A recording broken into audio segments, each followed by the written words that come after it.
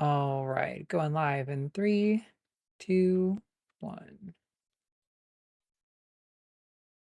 Hey everybody, welcome to the Hang Up here on the line. I'm Matt Dillahunty. Joining me this week, Justin from Deconstruction Zone. How are you, my friend?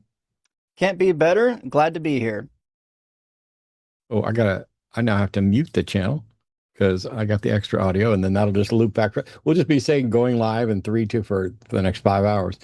Hey, so yeah, we're making a bunch of kind of technical changes around here and everything else. For those who are in the know, Arden's back. She's producing tonight, doing great, but busy.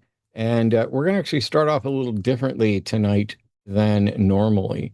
I've asked somebody to call in, and instead of me doing kind of my opening, telling you what's going on, picking out news articles and stuff like that, I'm going to get Dave in here in a minute to go over a couple things that are important that we don't address often enough.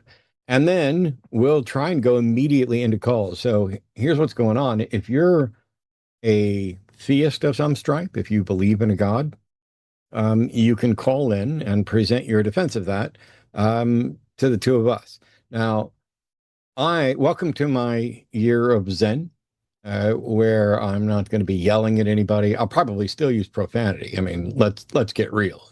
Profanity is too fun to not use, but I'm not going to be yelling at anybody. I'm not going to, we'll even occasionally have little votes like, ooh, did Matt crash out there? Or was Matt, too much of an ass there or whatever else? And if so, then, if I fail one of those votes, then, I'll donate $50 to some charity.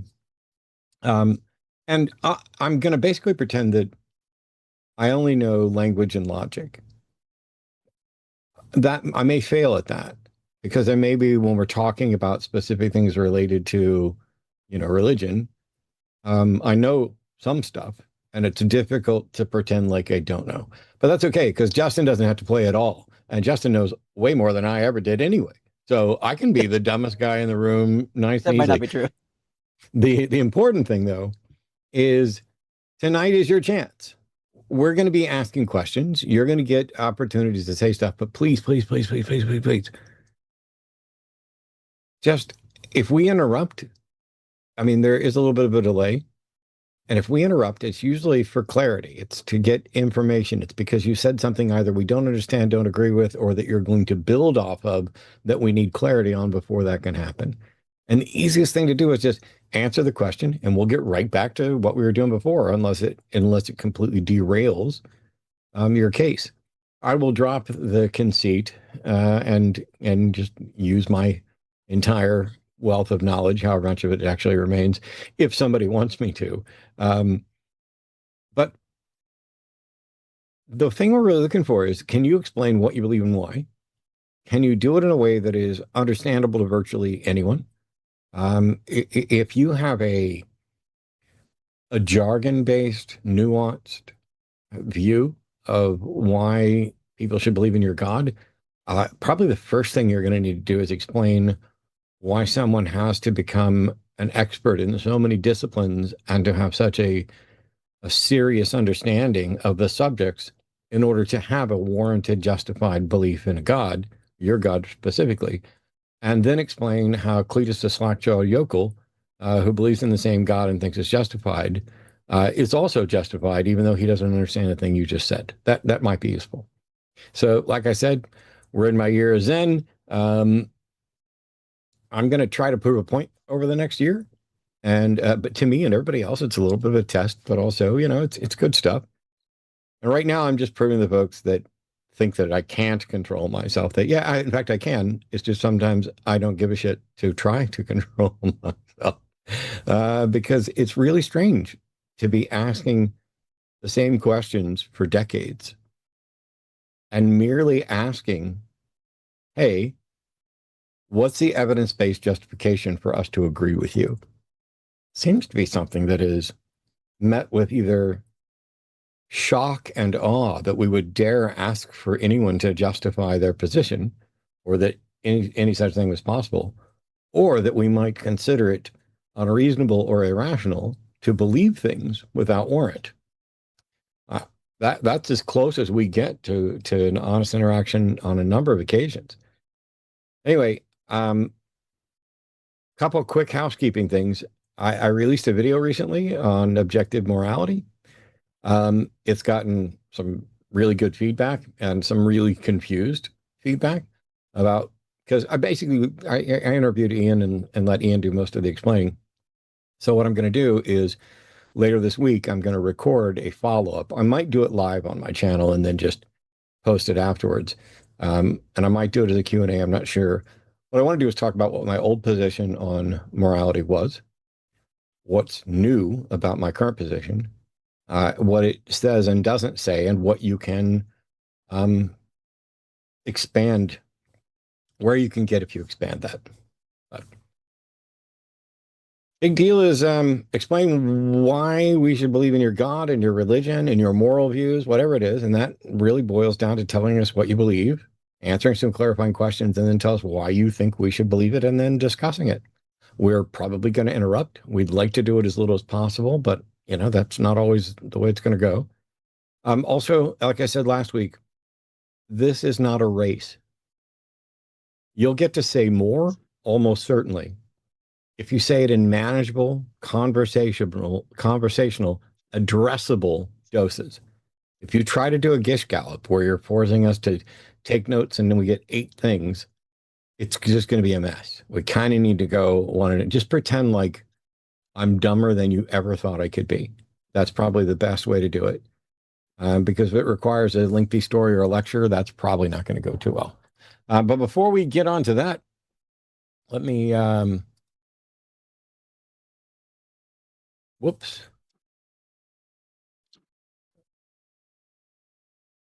When I click answer, it is not putting Dave live. Or are you live, Dave? I don't see anyone in the host room. Okay. I'm logging into Call-in Studio right now, and I'll do it the old-fashioned way.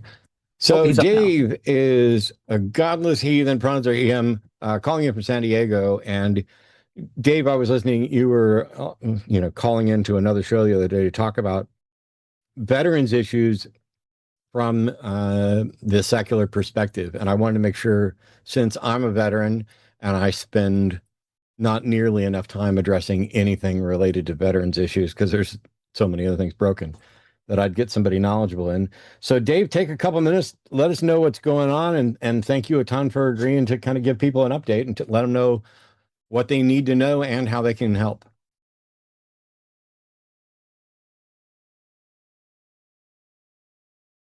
Well, it says Dave's live. Oh, sorry, I had that line muted. Can you hear me now? Did that make a change? We should be good now. Yeah, we can hear you now. Okay, yep. I guess maybe it was my headphones or something. Because, no, it was on our end. Oh, it was on your end. Okay, then I will go back to my Bluetooth because I think they're better. How can you hear me? Not bad at all. Still good? Okay. Definitely better than the speakerphone, in my opinion. Alrighty then. Thank you for giving me a moment to speak to people, and I'm not going to lie, I'll be a little soapboxy in this. But I also wanted to tell you, Matt, that I have been following you since my early deconstruction, which pretty much covers the vast majority of your career, because I left the Mormon Church in the little bit after 2008. So nice. It's been a while. But yeah, you wanted me to come in and talk about veterans issues. And when you invited me, I first started just kind of like double checking my numbers and looking up legislation and court cases and making sure I had all my shit together to be live on this show. And then something happened to me on July 4th that completely changed what I wanted to talk about while I had you here and while I had your audience here. And that is going to focus on PTSD and mental health issues. So I do want to, maybe content warning. There may be some self-harm talk on this because those are part of the statistics. But on July 4th, I shared a post in a Facebook group called Veterans Supporting Veterans of all places, just talking a little bit about how fireworks can be a trigger for me and for other veterans. And the backlash that I got from other veterans in this post it just blew me away. I had people questioning whether I was really a combat veteran, questioning whether my PTSD was real, telling me that they went through worse, telling me fireworks didn't bother them, saying real veterans just deal with it, demanding a combat resume before showing compassion. They turned my post into a DD-214 dick measuring contest rather than just looking at what trauma can look like for different veterans. And that is what I really want to address, because we cannot tell veterans that they should go get help and then humiliate them for showing us what they need help with. And that's kind of where I wanted to start our conversation. Yeah, I mean, you know, obviously, I'm sorry that you had that response. It's and for it to come from other veterans, I get that people view the fireworks as like a not a jingoistic, but a truly patriotic celebration. They're part of our heritage, and it's something that, you know, they're just not going to go away. But, or at least they're starting to go away a little bit with drones and things, but when they will or won't, you know, completely go away. I stopped doing it for a number of different reasons, not just for the PTSD that you list, but also I've watched, you know, dogs freak out, and I don't feel like lighting my money on fire just to have some fun. I'm old. I've done it a lot. I'm not going to begrudge anybody else doing it. When you were mentioning this, this whole thing,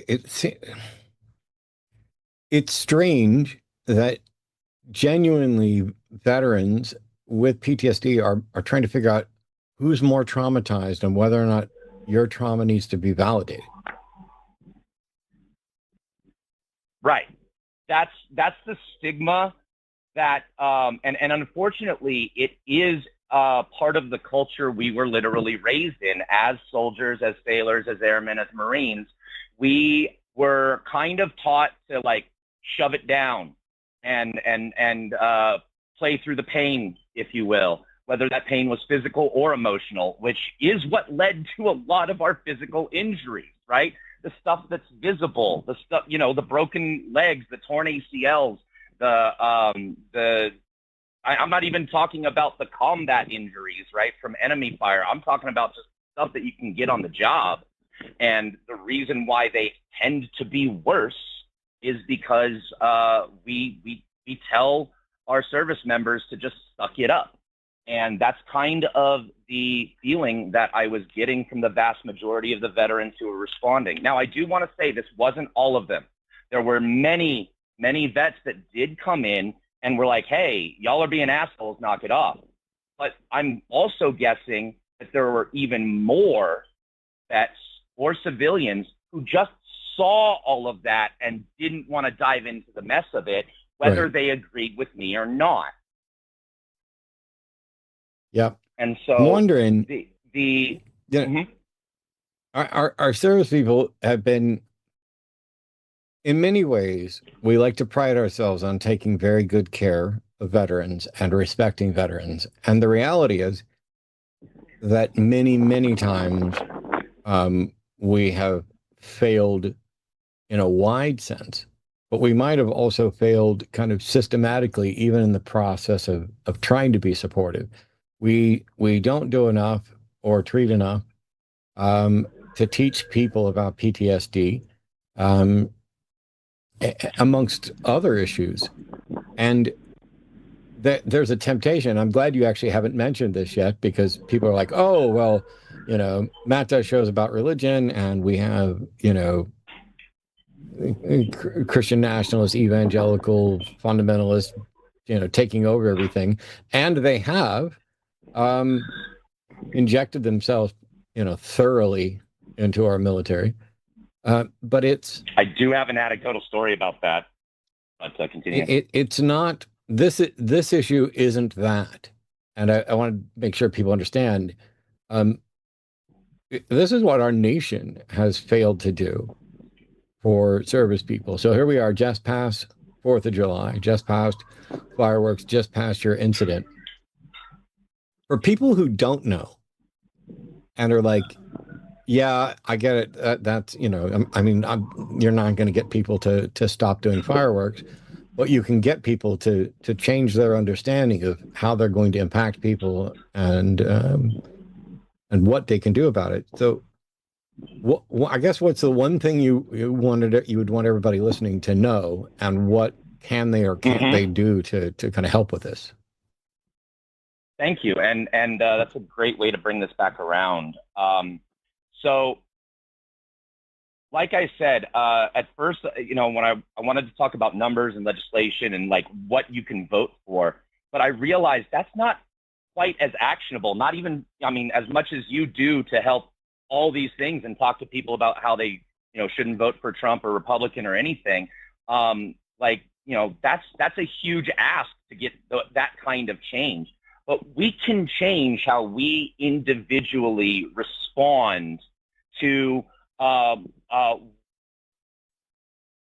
trauma becoming visible, right? That's what is the real issue, because trauma is an injury that not just veterans experience, but a lot of them do, that is not visible on the surface until it gets triggered in some way, for the most part. And so, and usually once that trauma is being triggered, that's where we are in a crisis. But intervention has to begin before the crisis. You cannot intervene once the crisis is here, because that's when you're almost or damn near or always too late. Intervention has to begin beforehand. And so when somebody shows you what their trauma looks like, when somebody's trauma becomes visible to you, it is not up to you to tell them how to deal with that trauma. It is up to you as a human being to listen to that trauma and ask them how they can help you get through it, or help that person, get through it, because their trauma is not about you. I think that's my main message. And that goes for anybody, not just service members. That's for all trauma. If somebody shows you what their trauma looks like, don't tell them how to do it. Don't tell them how to trauma. Yep. Well, Dave, I want to thank you for calling in. We'll touch base again, especially when there's news related to, the sort of religious words that are religious ideas that are causing problems. I just want to remind people that not only do we support Recovering from Religion, but also the Psychotherapy Project, and getting our veterans access, our secular veterans access to the Psychotherapy Project is important. So all of you who continue to support the line and support Recovering from Religion and psychotherapy, you are doing stuff to help Dave and others get the sort of treatment they need, and to boost the signal for folks like Dave to say, hey, we've got to do more before the incidents occur for everyone, not just the people who are going to directly experience it, but the people in their periphery, the people who are going to be involved, and let them know, at some point, here's when and where you can act, and here's where you should stop and just be supportive and wait. But Dave, thanks so much for calling in. I appreciate you. Closing note. I'd like to add a closing note to that to back up what you just said before I disappear. So, and before I say this, I want to remind everybody that the 988 crisis line exists. 988 dial 1. If you're in crisis, please reach out for help. But on that note, approximately 17.5 veterans end their lives every day. This is a statistical fact. And 61% of those that do did not have health coverage in the last year of their life. That's the last note I want people to think about. Well, I appreciate all the information. We'll touch base again, Dave. Thanks. Have a good night. You too. All right. So we are screening some calls. Oh, well, we had a theist caller, but well, no, now it's maybe back. But while we're screening that call, I want to get to atheist calls, but I got a couple quick things to address. And you know, that part of that is getting Justin involved in the show because Justin's doing 9 million. Anyway, somebody noticed. So somebody was like, "Did Matt dye his goatee?" And the answer is yes. But also, I dyed it last week a little bit to see if anybody would notice, and I don't think anybody noticed. And so this week we dyed it a little bit darker to see if anybody would notice. And if nobody had noticed it this week, it was going to be like pitch black magic marker next week, just to kind of see. If you guys noticed last week and just didn't say anything or didn't care, cool. No, this is not a vanity thing. I like the gray. I don't give a crap about the gray, but there was some behind the curtains funniness, and I was like, let me do it and see if anybody notices, because originally it was going to be, we're going to dye it hot pink again or purple, which we've done a couple different times, especially for fundraisers. But yeah. So if you like it, cool, it's not going to last. And if you hate it, cool, it's not going to last. That's just the way it goes. I think it looks good. I mean, even if it was for vanity, hey, it looks good, really good. Well, normally, because I've taken terrible care of myself in a number of different ways and decent care of myself in other ways, normally I think I look slightly younger than I actually am. But the other day, somebody's like, Matt Reed's over 60. And I was like, well, damn, I'm not over 60. So, and that was like, should you dye your beard? No, I don't give a shit if somebody thinks I look over 60. I look whatever I look. That's fine. But that's what prompted this, hey, can you dye the beard thing? So we did it for fun.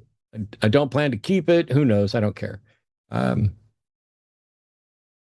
Somebody said, oh, it's Matt. I didn't realize. I thought it was an up-and-coming Hollywood star with a natty goatee.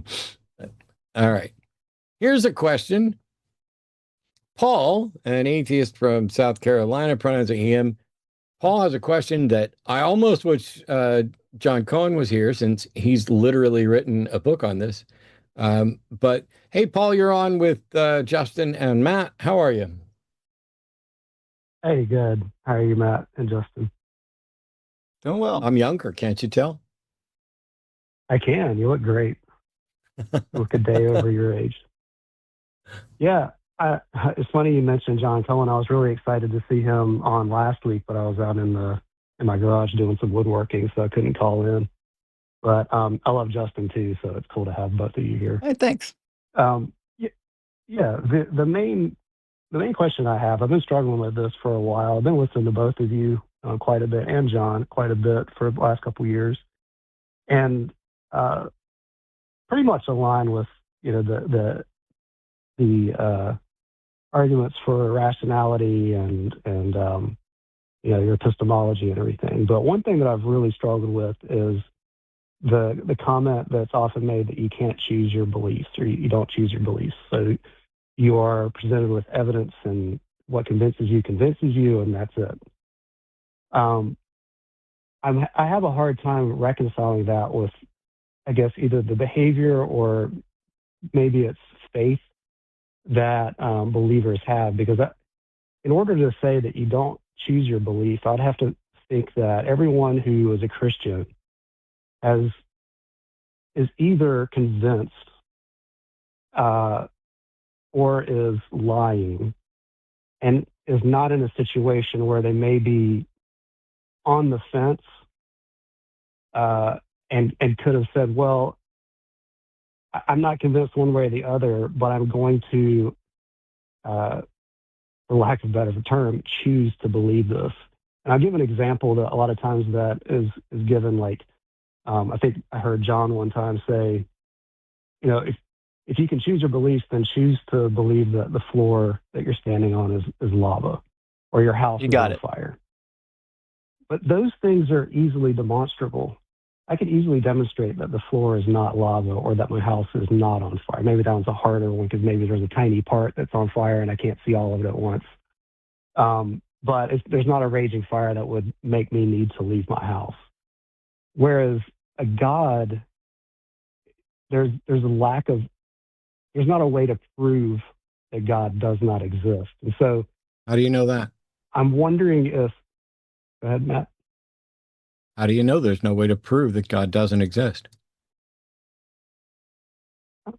Okay, I'll take that back. There may be. I'm not aware of one. I tend to believe that universal negatives are unprovable. They're unfalsifiable, at least. Well, I think not to challenge your position, but I think Matt and I probably have heard some arguments that at least would render a lot of God concepts maybe impossible. So while we agree, it might be that not every single God concept ever configured might have a way to falsify it. There are some that if they violate the laws of logic, it seems like we would count them out. Or if they really have an issue with like the way physics works, that might not be proof that they don't exist, but it should at least count as evidence that they don't exist, you know? Right. Yeah, exactly. And that's where I am. I mean, I'm along the same lines of, I think there are gods that are demonstrably false, but the concept of a God existing is a harder one to disprove. But so back to the faith thing, do you see the distinction between believe that the floor is lava and believe that there is a God? Do you see there's a distinction between the two, or maybe am I off there? I think you're way in the weeds on this and massively overthinking things, because the process of believing something is independent from the subject. The entire purpose is to construct an epistemology that is agnostic. So for every proposition, the floor is lava, God exists, the process is the same. And that is, you begin not convinced that it is true, and then you become convinced that it's true. And you can become convinced for good reasons or bad reasons, but not as the result of a simple choice. It's not like, oh, I'm just going to choose to believe the floor is lava. You can choose to act as if the floor is lava.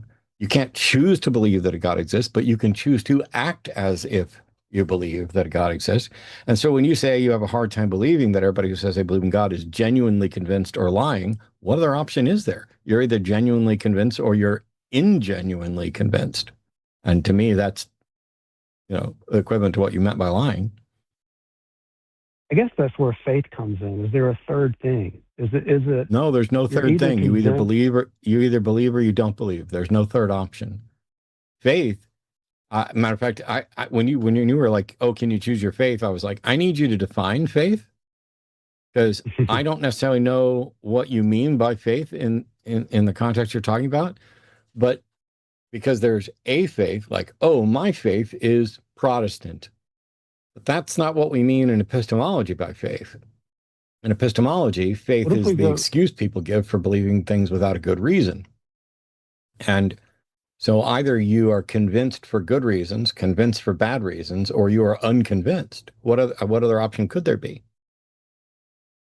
Well, what if we go with the Hebrews 11:1 definition? So now faith is the assurance of things hoped for, the conviction of things not seen. Could you be convinced of something but hope that you're wrong? That's not what that means. That doesn't say I'm convinced, but I hope that I'm wrong. That says faith is the evidence. And so that is a statement that the justification for believing it is faith, whatever that actually means, because it doesn't say, it's not like it's like, oh, it's not faith in the evidence. It's faith is the evidence. Unless, am I wrong about Hebrews 11:1, Justin? I don't do the Hebrew. It's a little complicated because in Hebrews 11:1 it uses one of our favorite words, hypostasis. You might know this word from the Trinity. And so it's not entirely always clear how that word is going to be taken. Sometimes it'll say evidence, sometimes it'll say assurance. But it could actually, the word can be used to talk about like something you would have in a deal. Like you might give somebody a piece of money or a piece of clothing as a guarantee for the deal that you're making, right?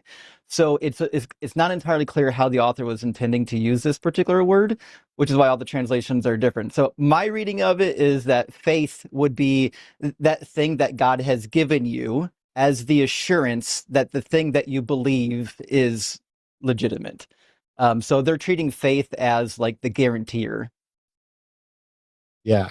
I was trying to stick to just epistemology because, I mean, I think let's see if we can do it this way, Paul. You're either convinced that something is true or you are not convinced, and those are the only two options, right? I think so.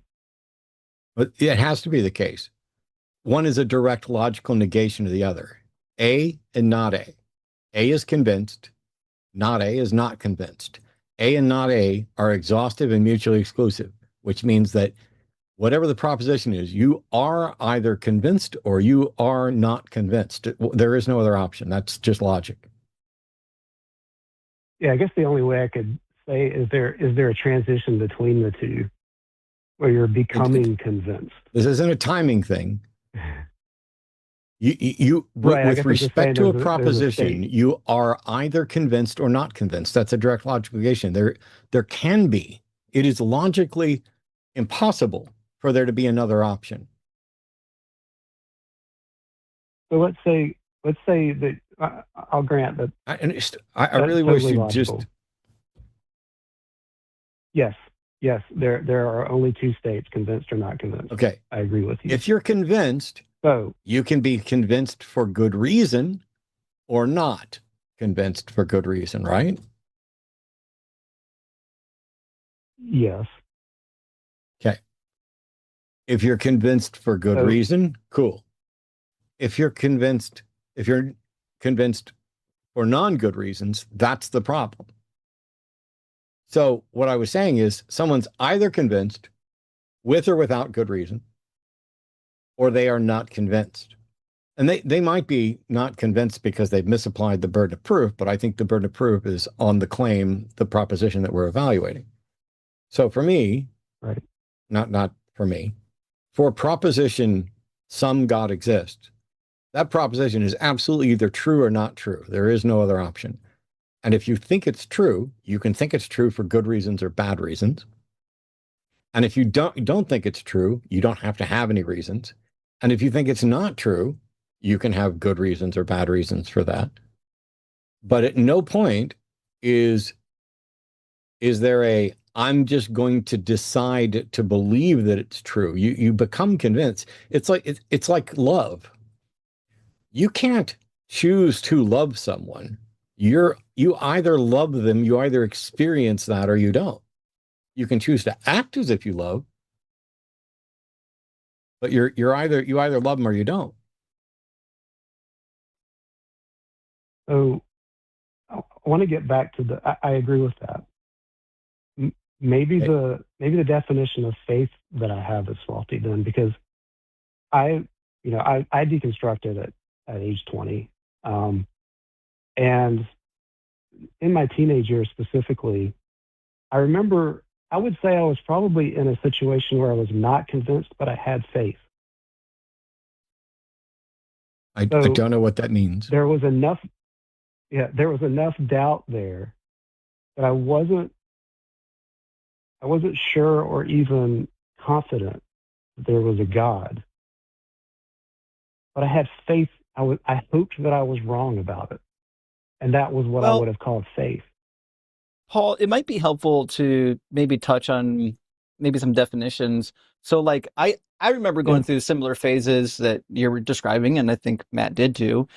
I think there's a difference between believing something and then acting like you believe something, right? So for example, there's definitely a time where I could tell in my brain I didn't believe the stuff anymore, right? I knew there was some stuff I might have believed and there's some stuff I didn't believe, but I chose to stay in the faith and to do the things, even though I knew in my head I was kind of acting. You see what I'm saying? So I don't know if I would call that having faith. I think I would call that the desire for something to be true. There's probably a word for it. But when we talk about having faith, I'm taking this the way Matt and somebody else would, which is necessarily you can't have faith unless you actually are convinced that it's true, because the faith, at least typically in the way we use it, is only applicable to things that you actually do believe are true. It's more difficult in Hebrew. In Hebrew, we have a sense that faith is more like the act of, aligning with your beliefs. But in the New Testament, faith quite often is just referred to as like a state of belief, right? So if you have the state of belief, you would say, and you're convicted that it's true, you would say that you have faith. If you're not convicted that it's absolutely true, you might say, I don't know, I'm doubting or I don't believe, but I still pretend like it's true. But I think those would not count as, they wouldn't fall under the word faith. Does that help? Yeah, maybe what I'm struggling with is just a missing word in the English language to describe this state. But I think right. I spent but time it might in also... there's probably a lot of people who spend time in it, which is I'm acting as if I would say that state should be called confusion. That I will eventually believe. Sure, but I feel like it's a little more specific than that. Get me confused about a lot of things. I don't think it is. This one is I don't think it is. I think confusion's exactly what it is, because it's a demonstrable fact. Let's just imagine God G. That God either exists or does not exist, and those are the only options. That is a logical fact. Right. If that God doesn't exist, we'll just set that aside because, it doesn't exist. So if that God is detectable, that God, if it exists, is either detectable or it's not. Those are also direct logical negations. And so those are, once again, the only options. If a God exists, it is either detectable or it is not. A God that is not detectable is logically indistinguishable from the God that doesn't exist. So we can move all of those over. So the only God we can have any sort of useful conversation about is a God that is detectable. Either someone believes, for good reason, that they have in fact detected a God, or they do not believe for good reason that they've detected a God. The only time in which I would think that we should believe that a God exists, be convinced that the proposition is most likely true, is if someone can demonstrate that they have in fact detected with a God with good evidence. Now, what you seem to be describing is, I don't know if there's a God or not, but everybody around me believes it, and I used to believe it. I used to be really convinced, and I found some good reasons why maybe I shouldn't have been convinced for that. So now I'm not completely sure what I believe, but I kind of think that I'm just going to exercise faith. But that's not how epistemology works. That's how lying to yourself works. That is literally a state of confusion. You're basically saying, I don't even know whether or not I'm convinced. I don't know how to address it. I don't know how to explore it, investigate it, but I'm just going to act like I'm convinced and hope, just as Blaise Pascal suggested, that I become convinced. And that is still not that is not choosing a belief in a simple sense. That is intentional self-deception over a period of time to act in accordance with a particular view.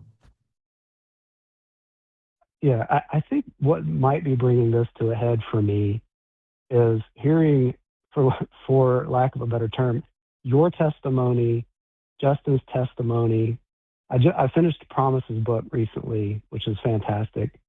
Her testimony of there being a time in your life where you could genuinely point to, I believed this. I was convinced by this. And when I look back, I will tell people I was a Christian. I was, completely encased in this Christian school, church atmosphere, where my mom was a Christian school teacher. And so I was in church 3 times a week, played in the orchestra. I was like really, really into it. But with this definition of of belief and the concept that you can't choose what you believe, I have a hard time remembering a time in which I was convinced.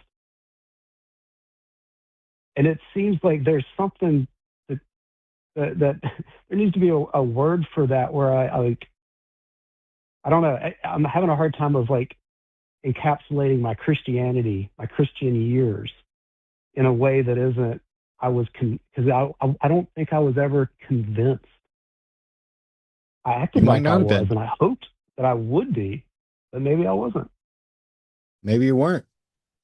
I know for a fact that there was a period of time where I was convinced, and then I know there was a period of time where I was no longer convinced, but would try my best to act as if I was convinced, out of humility, fear, whatever. It didn't last particularly long. But there was definitely that time. But it's like faith, the Hebrews 11:1 faith, which we already kind of went through, but there's also the concept, oh, I'm sorry, I'm supposed to not know this stuff.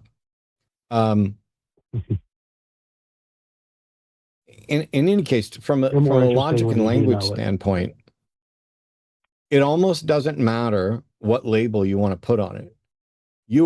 Everyone is either actually convinced that an actual God exists, or they are not convinced. And those are the only two options. And if you don't know which one you're in, I'd suggest that you're not convinced, because I don't know. I mean, maybe Justin may have a better take on this, or serious disagreement, because I'm kind of the mind that it's virtually, I can't imagine a scenario in which I am in fact convinced of something and yet unaware of it. It might not be the highest priority belief. There may be beliefs that take priority over that.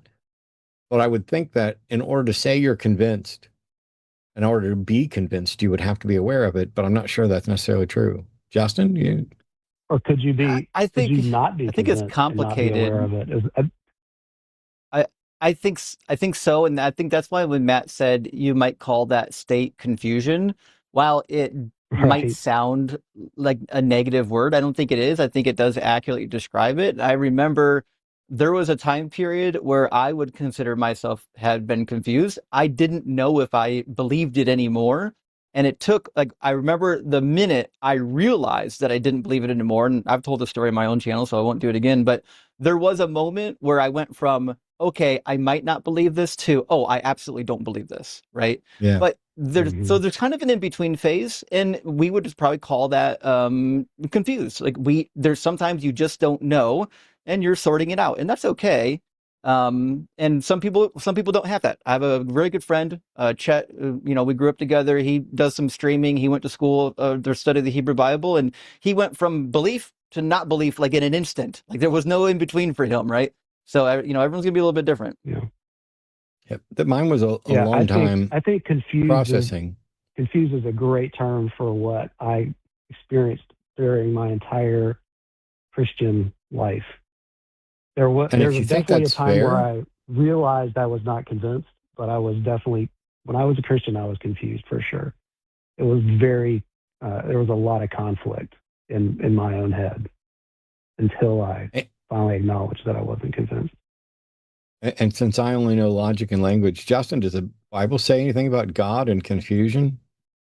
It does say that God is not the author of confusion. The problem is, in 2 Corinthians 4:4, it says that he blinds the eyes of the people so that they can't believe, which to me sounds like authoring confusion. But, maybe I'm confused. Maybe I don't know any better. Maybe it meant literally authoring. Like, God is the source of confusion, but he never actually writes it down. He confuses other people and inspires them to write it down. It's always semantics.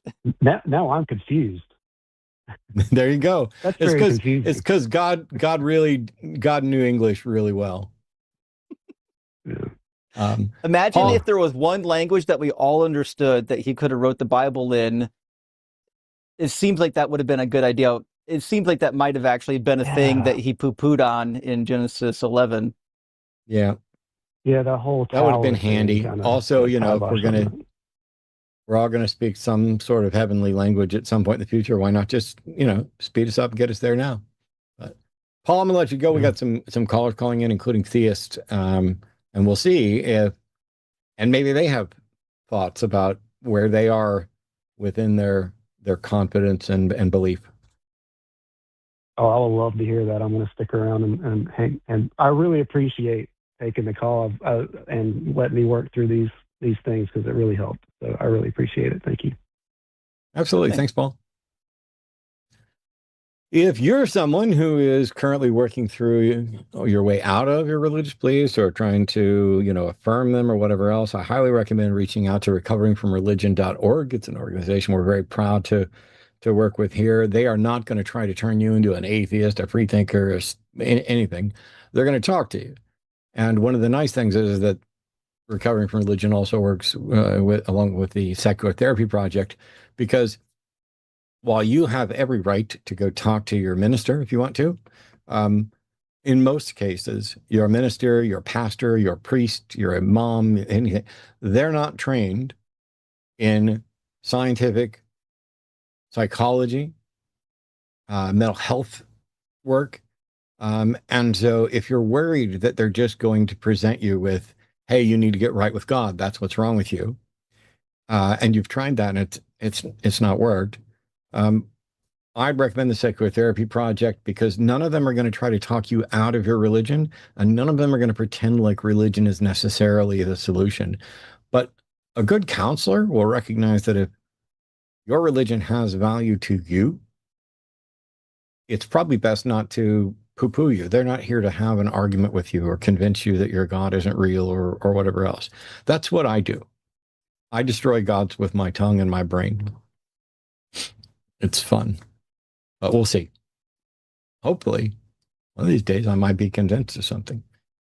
Douglas is a theist from somewhere in the U.S. Pronouns are he, him. He believes there's a provable formula for successfully answering prayers 100% of the time. All right. Hey, Douglas, you're on with Justin and Matt. What do you count as a successful answer to prayer? Okay, that's a fair question. Justin already knows me. Just a heads up, I talked to Douglas like 2 days ago. So Matt, I want you to experience the joy of this conversation. Okay. Right on. I've worked out a few kinks in the equation. There's still going to be a huge bug that literally I don't think atheism can get over the bug. So I'm sorry. It's purely a theistic bug. Hey, Douglas? Yes. My epistemology has nothing to do with atheism. So atheism can't be a stumbling block for my epistemology, because it's a conclusion about, in this case, what should the default position be on God claims. So my epistemology isn't atheism. And okay, so the question I ask is, okay, I'll retract that statement then. I put the question over the top of my head so you could see it, because I kind of need to start there unless you give me a compelling reason to start somewhere else. What counts as a successful answer to prayer? How can I tell that a prayer has successfully been answered? Okay, perfect. I would like to make an assertion real quick before I answer that question. It'll be very quick. I am a believer by preference because of semantics. I believe that the term God is the best way to describe what my system is. Yeah, I don't see how that answers my question. Yeah, it's a preference because it's just a matter of the term. If you use the term God, I think God is a better term to be used. So, and then also, this is for the trolls in the comment because they were harassing me a little bit. But I really need you to answer the question. Care what they believe. Okay. I don't care what they believe. I swear to maintain my zen, I will mute you faster than you can imagine. I don't need you to address people in chat. You need you to address people in previous chats. I need you to answer the question I asked you. Okay, fair. All right, here we go. I will answer this question now. The 100% provable, it's the issue with it is I guess it isn't provable. So, it's provable to people that have experienced it. That's all I can say about that. But the formula is one simple thing. conviction. Conviction is the way that the prayer actually gets answered. The fact that you... I'm sorry, Douglas, I don't think I understand. I asked what counts, not how do you tell, but what counts as a successful answer to prayer? Like, for example, is no a successful answer to a prayer? And how do you tell whether you got a yes or a no or a maybe or a later or what?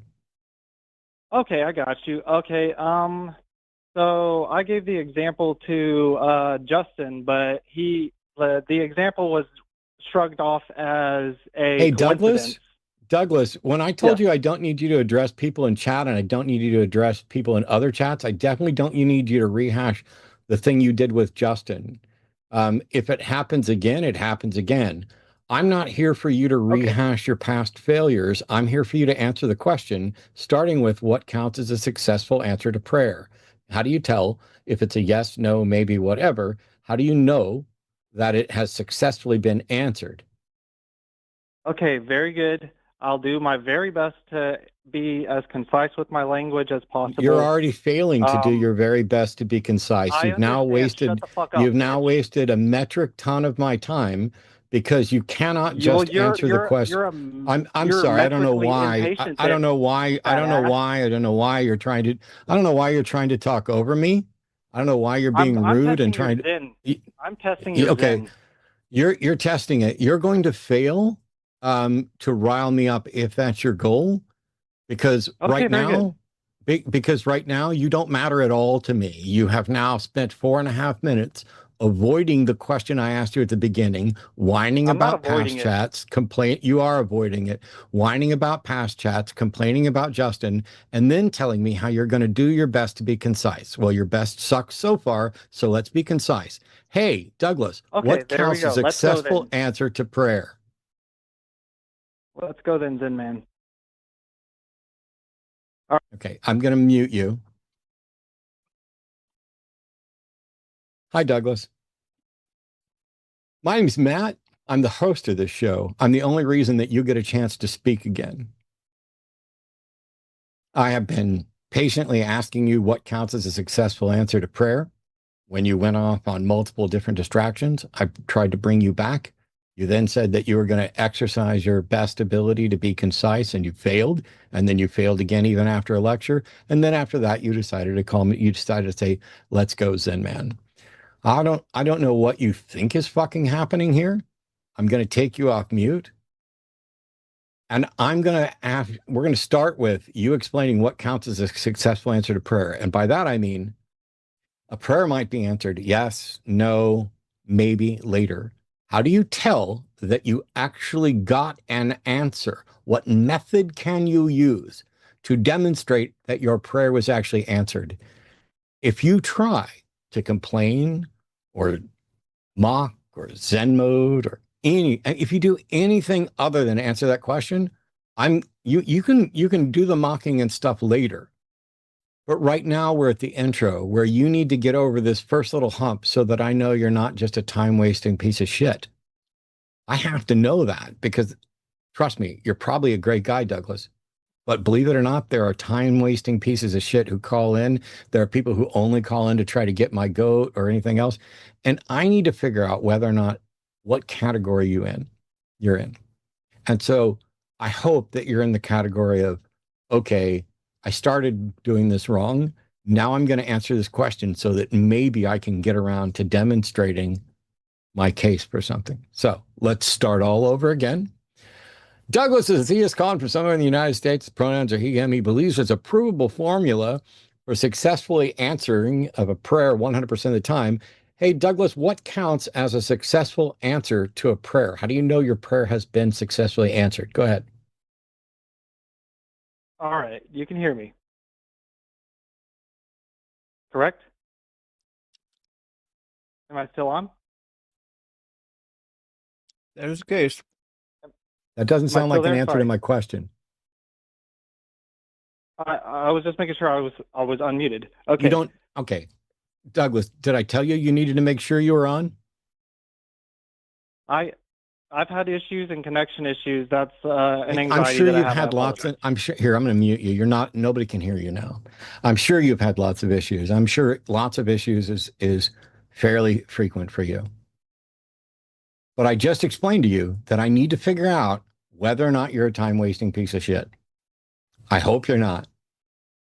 I'm still optimistic that you're not. What happens next will absolutely convince me. I've done the 1 strike, the 2 strike, the 2.5 strike. Here we go. I'm going to unmute Douglas now. We're going to start this whole call over. Douglas is a theist. He's on the line right now. Pronouns are he, him. Somewhere in the United States, he believes there's a formula, that there's a provable formula for successfully answering a prayer 100% of the time. Douglas, can you explain to us, how do you tell, how do you confirm that a prayer has been answered? All right. Straight to the point. My personal confirmation is there was a situation that I had a year ago regarding the ability to pay my rent. I prayed that I could do it with conviction behind my prayer that it would be done. I did not have enough money to pay my rent. I did not have the funds. Something had happened that took away my ability to pay my rent effectively. I had to pay for something else, and I did not have enough funds to pay for this rent. And I didn't have much time to gather resources. I did have an ability to gather resources from my family, but I decided against doing that. And this is where my prayer comes in. I prayed that I could handle it personally myself without intermission from anyone else. And on the day that rent was due, my check came in. I did not have enough money because all the bills were already being siphoned out of my check. But something happened that is a coincidence. You will call it a coincidence. It's not proof. I can't say it's proof. It's just proof to me. But I got some sort of strange special bonus. It was not explained to me. This is a what do you call it? A testimony. So it's not evidence, whatever, I don't care, but it's evidence to me because it actually happened to me. But something happened where I got a bonus on my check, some weird ass fucking bonus from my company. They were like, this fucking, I can't even remember what it was a year ago, but they were like, this fucking thing gives you this much fucking money. And it was one time. It hasn't happened in the 8 years that I've fucking worked at this job. And that made me able to pay my rent exactly on time. Exactly on time without help from anyone else. And it came from an unexplainable source. Coincidentally, that's why I can say you can write it off as coincidence, whatever. I don't really care. It's proof to me. I don't need to write it off as coincidence. You just proved that it wasn't your answered prayer. How so? Well, according to you, you said that you prayed that you would be able to do this on your own without any intercession from anybody else. And then you got a bonus from an unexplainable source, which isn't from you. So that's not answered prayer. Well, fair enough. And okay, I ultimately, maybe I didn't phrase it correctly. I prayed that it could be handled without me having to worry about bothering other people. That's more precisely. That's not what you said.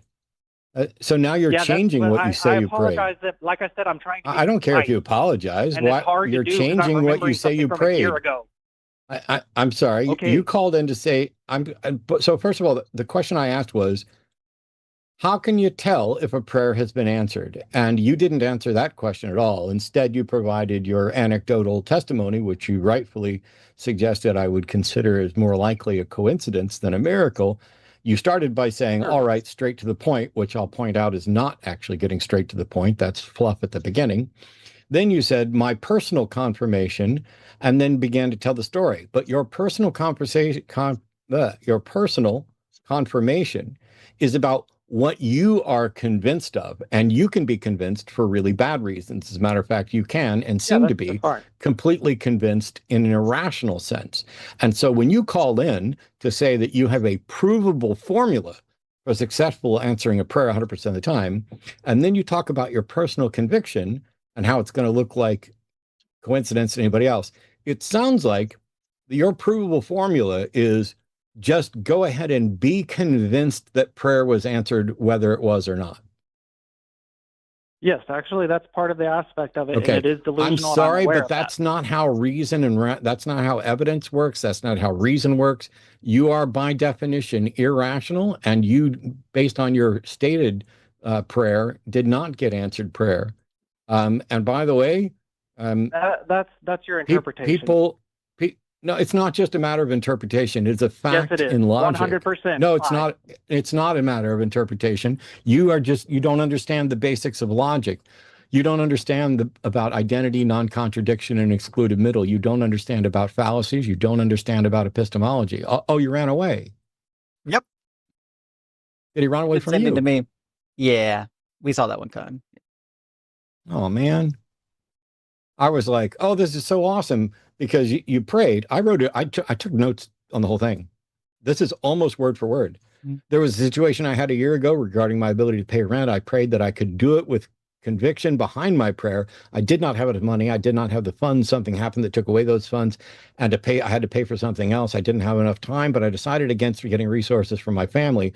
I prayed that I could handle it myself without intercession from anyone else. On the day the rent was due, my check came in. Something happened that you will call coincidence. I got a special bonus. This is a testimony, not evidence, but it's evidence to me. Sorry, that's not how evidence works. It's not evidence to you. You don't have your personal reality, your personal truth. You have your understanding of reality, and yours is an order of magnitude separated from what we would reasonably identify as reasonable.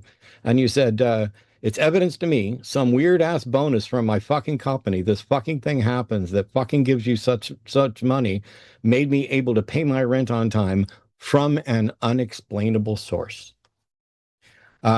You didn't demonstrate that it was unexplainable, just that you didn't have an explanation. And an unexplainable source, by the way, isn't you. Although I will say after that conversation, you are closer to unexplainable than I would have suspected.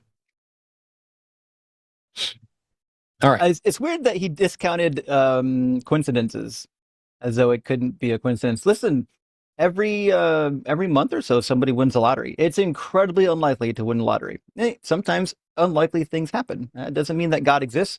It doesn't make any sense that a God would, like, I don't know, help you out with your funds, but the 3 million children starving babies across the world, God's like, fuck them. Yep. By the way, you are, it's funny that I appreciate the fact you're probably a very good tenant, despite coming up a little short, because you were really concerned about being able to pay exactly on time, even when you didn't have the funds, when there was something else to pay for. So you're probably a decent person and a good tenant, but you're struggling financially. And here's the question. If God was going to give you the money the way you think he did, you can go ahead and you can run from this question too. You don't have to call back in. If God was going to give you the money the way you think he did, why did you have to pray? And why did he allow you to get in a position where you were so desperate and refusing to take other help that you needed to pray before he gave it to you? True. Very good point. Now, anyway, as a Christian, you might say, well, this is, he's teaching you to depend on the Lord or some nonsense. But reality is, I mean, people, if you need to depend on the Lord, God could do something that doesn't give you trauma. Yeah. We have a caller, Dalen, I think it's pronounced Dalen. Dalen's a theist from Utah, pronouns are he, him. Says he used to be an atheist, but he didn't define God the way classical theism would. Well, Dalen, if you're a theist now, how do you define God now? And welcome. Well, thank you, Matt. Appreciate the opportunity to come speak with you. I'm very much an amateur at this, kind of fun. I just want to, me too. I don't know, shoot my shot, I guess. Oh, no way. You've been doing this for forever. No. I only know language and logic. That's the, anyway, I'm sorry. Go ahead. I'm trying to be a dick. No, you're fine. So I guess the way I would define God, I just think it's interesting because the prompt that I saw said that the Christian God is evil. And I would say that is kind of a category error because the way I would define God is goodness itself. Why would anyone accept that definition? Well, because we have to be able to ground goodness in something. Otherwise, it's just opinion. It is just opinion. Why would we assume that God would be? First of all, it's a category error, right? If God is a person or a mind or something like that, goodness is not a thing that has like I don't know, substance or objectivity. Like it's not an object. It's goodness is like describing preferences. That's just what the dictionary says. And so I don't have a really good reason to believe that goodness even needs grounded. Goodness is an opinion. Well, so I would say God is not less than personal, but he is personal. And so that means that, like, it's not necessarily a contradiction to say that God is the ground of goodness. It is the thing that we call goodness. It's not reducing God to say that. What was the word you used? You said God was, sorry, can you repeat the first part of that? And well, I think I lost the key word. When we say something like God is goodness, I think we're creating category errors. First of all, God doesn't have parts and he doesn't really have substance. And it's weird to say that he is goodness as though either of those two things have substance in your worldview. Goodness, as far as we can tell, is preference. It's when something is desirable, when something is preferable, and it's highly subjective. And so when we say, well, God is goodness, why would we think that? Why would we conclude that there's some sort of transcendental category called goodness and that it needs grounded? Well, because we live and behave as though goodness is something that we should objectively aim for. So it should have an objective standard. Well, we do that because we evolved to survive, right? So in order to survive, like we have to be able to determine what are the things that help us to survive, right? So for example, it's good for me to not get stabbed when I go out in public. It's good for me to stay alive, to like get food that doesn't poison me, right? So these are things that are preferable, and by preferable we mean towards the human preference. And typically human preference and, all animal preference is to survive. That's why we survived the evolutionary process and others didn't, right? So if we're going to treat goodness as though it's a transcendental category or like a platonic form of some nature, like I would need a really, really good piece of evidence or argument to think that goodness itself has some sort of transcendental nature to it and that it would need grounded in something transcendental itself, or that it would have some sort of equivalency with divinity.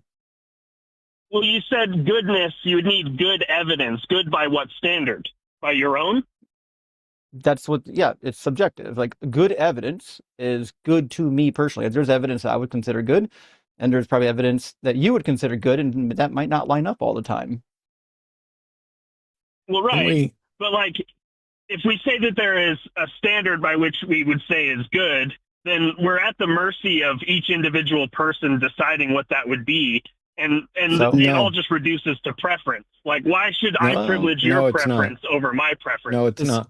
Because I can demonstrate that mine is superior. But however, so for example, I've recently changed my view so that I actually advocate for objective moral foundation, I suppose. So, Matt, do you mind asking might ask me real quick, which, because I saw your video and I'm very familiar with Ian's position. Did you take the position of moral realism through some sort of platonic sense, or is it just that you're grounding it in logic? I'm not even calling it moral realism. I'm saying that as a matter of necessity, in order for any moral system to exist, one must have the freedom to conceive and apply that moral system. Anything else is useless. It's functionally identical to my old position that if we defined well-being, there are people who don't care about well-being. But if you do care about well-being, you can then make non-subjective assessments of the consequences of your actions with respect to the goal of well-being. This goes a step further and says, irrespective of what your goal is, whether your goal is well-being or destruction of everything, the base things that are required are the freedom and well-being, or freedom and ability to conceive and enact a moral position. It doesn't tell you anything. I mean, if your moral view is I want me to be everything I say to be true, you still must have the freedom to think that and to put that into action. And from those, I think, and I'm getting ready to do a video on this later, but from those, I think we can determine if we begin with this freedom foundation, that necessarily leads to some consideration of well-being, because you can't have that freedom if you don't have the well-being to enact it, if you're not taking the steps to protect people. It doesn't in any way begin by telling you what things are, or as far as like, here's the correct moral position, but you can derive it and you can build off of it. Problem with Dalen, your position, sorry, not you. I don't know what the problem with you is. Sorry, that was a bad joke. You want to say there's an objective moral foundation and it's God. Let's assume for a second that in fact there is an objective moral foundation, and that objective moral foundation is God. Which God? I don't have access to any God. All I have are people's opinions about God. And so if you want to suggest that you have access to the objective moral foundation, what can you offer me that isn't just your claim that you have the objective moral foundation? I would say that reason itself is how we arrive there. And it seems like we both agree with that. And we also both agree that we should prioritize well-being. The question is, how do we tell somebody who doesn't agree with that they ought to participate in, pursuing those moral ends? If we don't tell them that they ought to do it, then it isn't an objective moral standard. It's our own opinion. And the only real reason that they should is because we'll oppose them through, force or something if they don't. Okay.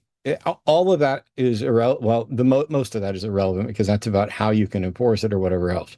I asked, what can you offer to show that you have the objective moral foundation? And you said that you and I are on the same page because we're saying we can get there with logic. How do you use logic to show that the God you're pointing to is real and is the objective moral foundation?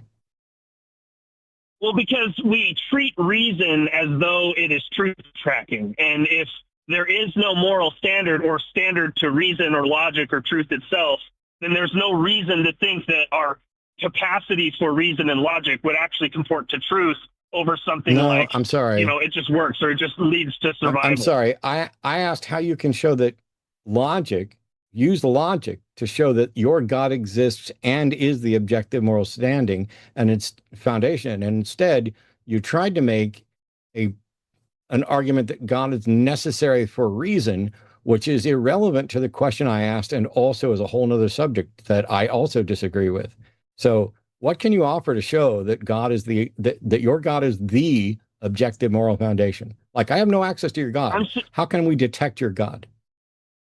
I'm saying that logic itself is grounded in God. And so if we're using logic and reason, you're not answering my question. Operating inside so of a you're not answering framework. my question. So you're not answering my question. So we're going to change the question. I do not agree that logic is in any way grounded on any God.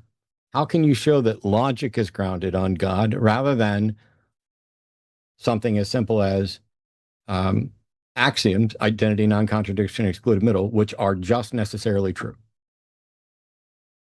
I mean, I guess I couldn't without asking you questions. Cool. Hang on. How weird.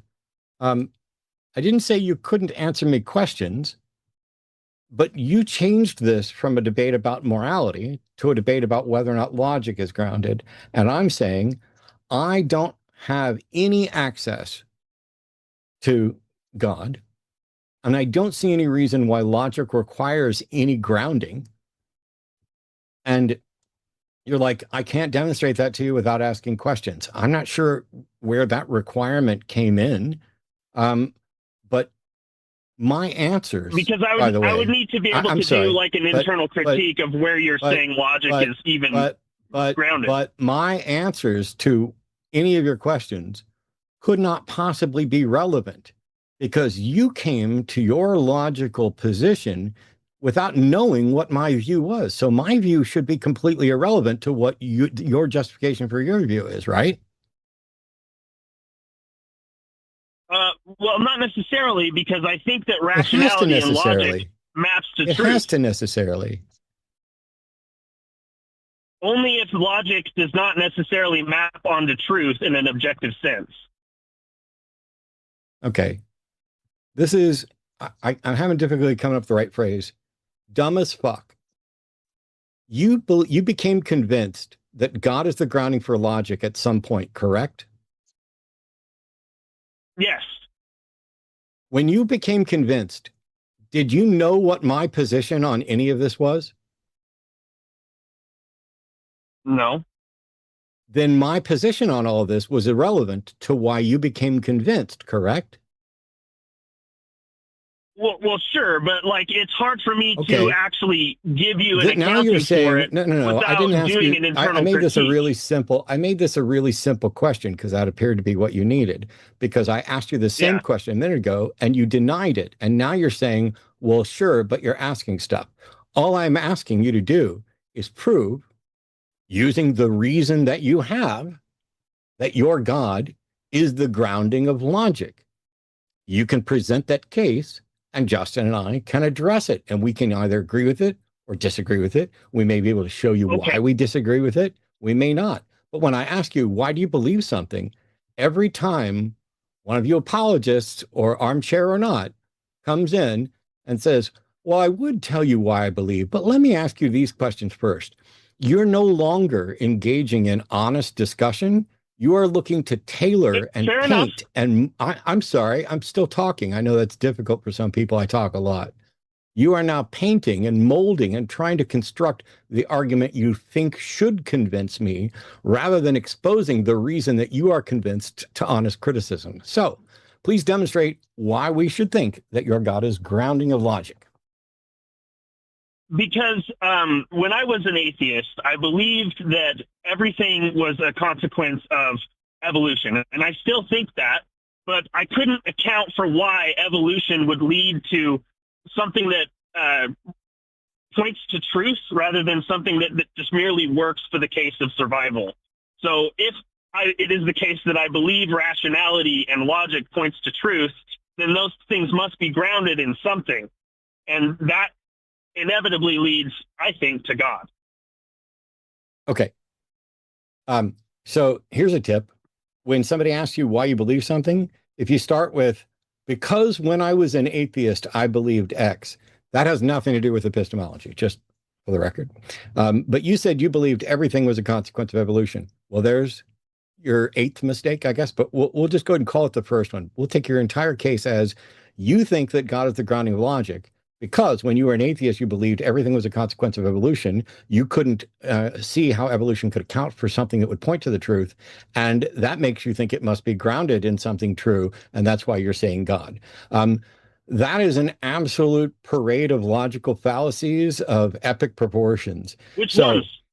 I'm getting ready to tell you. So that I can correct my opinion. I'm getting ready to explain it all to you. So first of all, when we say, how do you demonstrate that God is a grounding of logic? No argument should begin by caring about anything that I believe or what you believed as an atheist. That's not how epistemology works. You don't determine X is a reasonable position to hold because when I was an atheist, I believed this other thing. That's literally irrational as fuck. But you said you believed everything was a consequence of evolution. Well, that's also not necessarily a fallacy. It's simply not true. Not everything that we can conceive of or discuss is a product of evolution, as a consequence of evolution. You might mean that you think it's a product of psychology and social evolution. You might mean that it's a product of biology and genetics in some sense. You're engaging in equivocation fallacies on consequence and evolution. But you said that you could not see how evolution could account for something that points to truth. Well, I'm sorry, but that's also a fallacy because your inability to see how something might point to reliably produce something that points to truth does not mean that it does not in fact do that. Your inability to grasp something does not mean that you are the rational one and therefore you are justified in rushing off to some supernatural causation. That is also a fallacy. However, there are very good reasons to think that evolution might favor cognitive abilities that are accurate. And that is because if I need to pass on my seed to my offspring, not string, and I'm crossing busy streets on a regular basis, if my brain isn't able to tell whether or not it's true that a bus is crossing in front of me, it's going to be problematic for me to pass on my seed. The same thing is true if there's a bushes rustling over here. There's type 1 and type 2 errors, false positives and false negatives. If in fact I think there's something in the bush and my natural instinct is to rush off, my natural instinct is not necessarily favoring truth, but that will be passed on. That type of error will be passed on because it saves me. If there is something in the bushes and I make the mistake of thinking there's not, that will be weeded out. So by weeding out the obviously false, I'm sorry, I'm still talking. I know it's difficult. By weeding out the obviously false belief, we have already filtered the option of solutions that get to survive down to more true than the full set, right? Well, in some cases, but it's also true that a lie could also give me the ability to pass on my seed, right? Right. In some cases, yes, I would agree. In some cases, no, it's not. In some cases, in every single case, if there's a pool of possible options, and some of them are true and some of them are false, and you weed out more of the false beliefs, then you have increased the aggregate truth value of the pool of ones that get passed on, right? Yes. Yes. This is very simple. And so if you do that for many generations, for millions and millions of years, is it possible to hone the sort of thinking abilities down to more likely to produce true than they were at the beginning of that process, even if they also aren't always accurate? I don't think that follows, because it's also the case that a lie could also it not improve only your follows, ability to you reproduce, already agreed correct? to it. It not only follows, Well, you already agreed. It not only did. follows, you already agreed to it. When you acknowledge that if you take the pool of potential answers and you weed out more of the false ones than true ones, then the pool of thought processes that can be passed on already more truthful. If you do this over countless generations, the final process is going to be more reliably point to truth than the first generation of this that had access to every potential failure, right? And you already agreed to that, and then you say it doesn't follow. I didn't say it doesn't follow. I said that you literally. Well, I agree, because okay, you're are saying, you just trying to bust my zen? Are you just straight up literally? No, I bet I could absolutely not. I bet I could rewind, because I'm going to bet you said word for word that you think that doesn't follow. Well, if I did or didn't, I was a misspeak on my part, because I agree. Okay, with we'll what try you're to stop misspeaking when you're actually debating. Sure, I will. This is my first time, so I appreciate you giving me the opportunity, because I really am just trying to get some practice. But okay. If I may, what I'm trying to point to is that it's not the case that in every situation we solve for what is true, because a lie could also increase my ability to reproduce. That's not what I said. That's not what I said.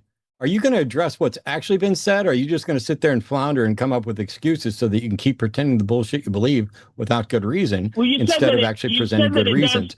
I presented, but you didn't give me the case that would absolutely prove that we always in every case can track truth. I'm sorry. You made an argument that was rooted in a number of different logical fallacies, where your reason for thinking that God is the grounding of logic, first of all, you haven't demonstrated that God is possible or why God should be considered a candidate explanation for logic. Your argument is that God should be considered the grounding of logic because Dillahunty can't figure out how evolution could hone things like a brain to reliably care about what's true. And then when shown a path that demonstrably leads to more accurate models of reality than less accurate models of reality, you decide to dismiss all of that say it doesn't follow, then backtrack on that, and then suggest, oh, well, you haven't shown that it works 100% of the time in every circumstance. That was not my goal. That was not required. That's not necessarily possible. And it's not relevant to your fallacious argument, which I've already debunked.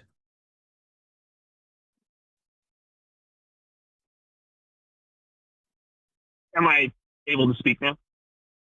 Yeah, that's what happens when I stop talking and Justin doesn't jump in to add more stuff, which he should. Okay. I definitely got some stuff to say, but I want y'all to finish this. Okay. Again, I would just say, like, your final resting point is that it's more likely to report to truth, but that doesn't mean that it absolutely does map to truth. So then that means that rationality and logic do not absolutely map to truth, correct? Dalen, I just fucking explained to you, sir. I did not claim that, and it's not relevant, and it's not required. Do you understand that a fallacious argument? You didn't say more. I'm sorry. Did you understand that a fallacious argument, by definition, should the conclusion of which is uncertain? No one should accept fallacy? Any fallacy. If an argument Which one did I make, though? No. If an argument is fallacious, the conclusion's truth value cannot be reasonably determined, which means if you present an argument and it is fallacious, your conclusion gets dismissed.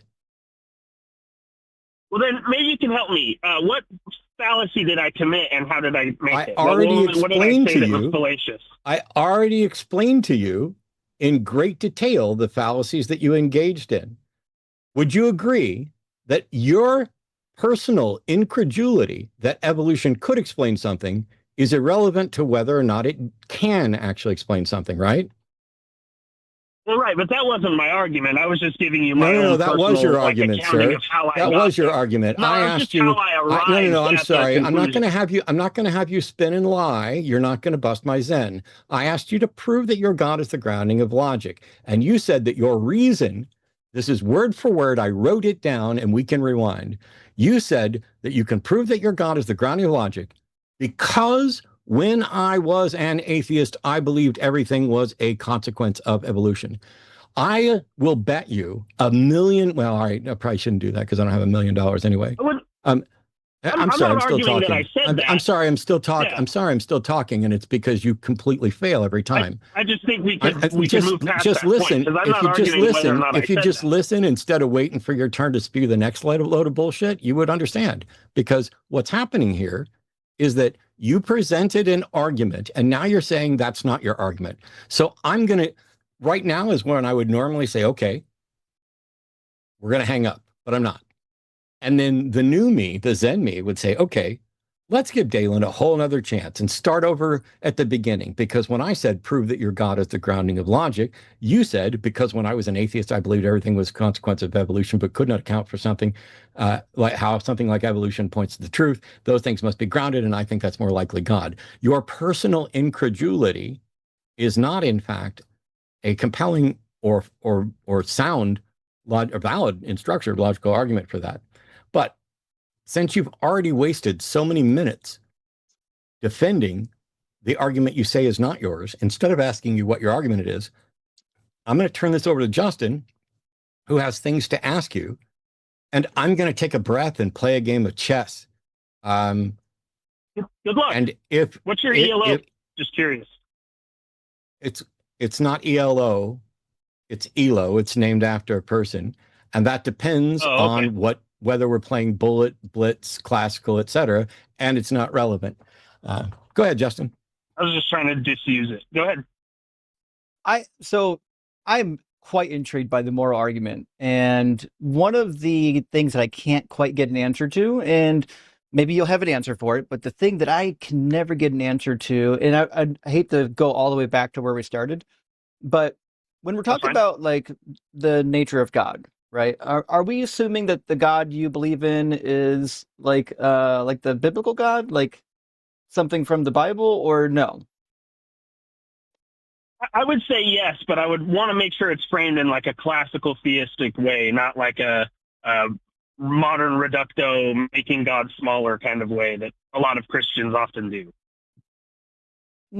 Sure. Now, I personally don't think that the God of classical theism is the same as the God of the Bible, but that's not relevant yet. One thing I would ask though is, when we're determining like whether or not God is good, right? Because I think that's kind of the question at hand here is, does goodness exist? Does it need grounding, and how does it get grounded?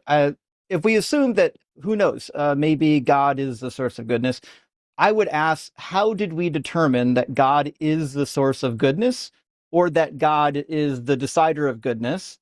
And the way I would ask the question is, what method do you utilize to determine that God actually is good versus evil? Well, if I think of goodness as my own subjective opinion, then then it would logically follow that I couldn't actually say whether God was good or not in an objective sense. So I have to assume first that there is some kind of an objective standard for goodness that we can even measure to in the first place. Yeah, listen, in your worldview, I would say, yeah, you would assume that there's some sort of metric. Now, I wouldn't call it objective. You're calling it objective because, I don't know, maybe C.S. Lewis convinced you. But if morals are decided by God, that they're simply subjective, God decided what they are, it's more like divine command theory, that's fine. But there's still a standard, right? If your God gives you a standard, there is a standard. What I need to know is, how do you determine that those standards are in fact good, or are you assuming that they're good? I understand the question, but I think it's a category error, because when we say that God's goodness is still subjective, we're treating God as like a creaturely actor inside of being that can either act good or not act good. And I'm saying God is definitionally what goodness is ontologically. Well, that is the category error, right? If goodness is a thing, it certainly isn't a God. I would say it's a property of God, absolutely. Well, property, sure, but you can't say that they're equivalent. Sure. And why would we say that God is the definition of goodness, or that he defines goodness? Because the God of the Bible also would define evil. He created evil the same way he created goodness. In fact, he says so in Isaiah 45:7. Yeah, I would say that evil is a privation of the goodness that already outflows from God. And I misspoke when I said that it was a property of God, because God is simple. He's not an actor with properties. That's the category error, is that we often want to think of God as like a being inside of being, when instead he is the ground of being itself, goodness itself, love itself. He is those properties are not separate from his nature. Right. But my point is this, both are created, right? Good and evil are things that were created according to God in the Bible, right? You're saying that God is the thing that grounds goodness. Would he not also be the thing that grounds badness? And your answer is, well, no, badness is just a privation of the good. But that's not definitionally true at all in the Bible. If that was the case, then God couldn't have created it.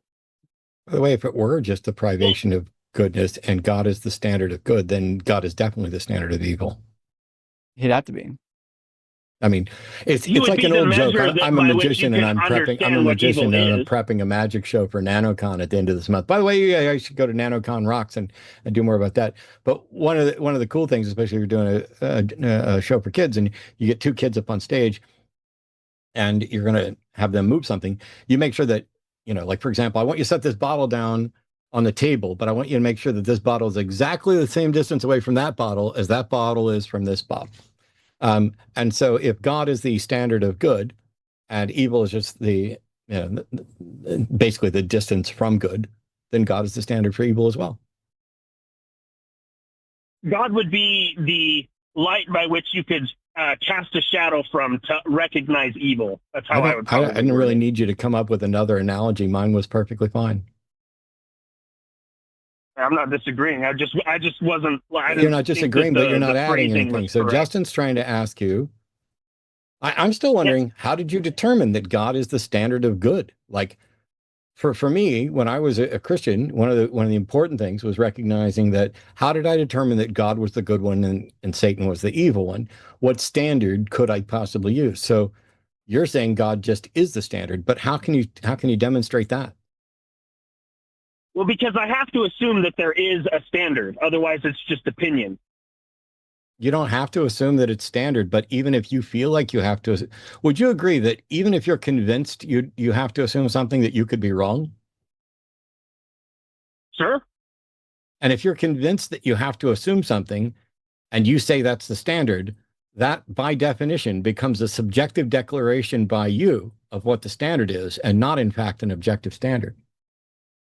Well, you asked me what standard I used to determine whether or not God was good. I answered by saying that assumes there is That's not an answer to my question. That's an avoidance of the question, because the question exposes that your standard is in fact not objective, because you're not pointing to anything objective. You're just giving your opinion that you think you found the magical objective standard that you can't demonstrate, but want to assert or claim is definitionally the case. That's not how reason works. Well, I'm saying, is there a standard or is it opinion? That's what I'm trying to get to. Well, Justin and I don't even necessarily agree on that. But at the end of the day, what it is irrelevant.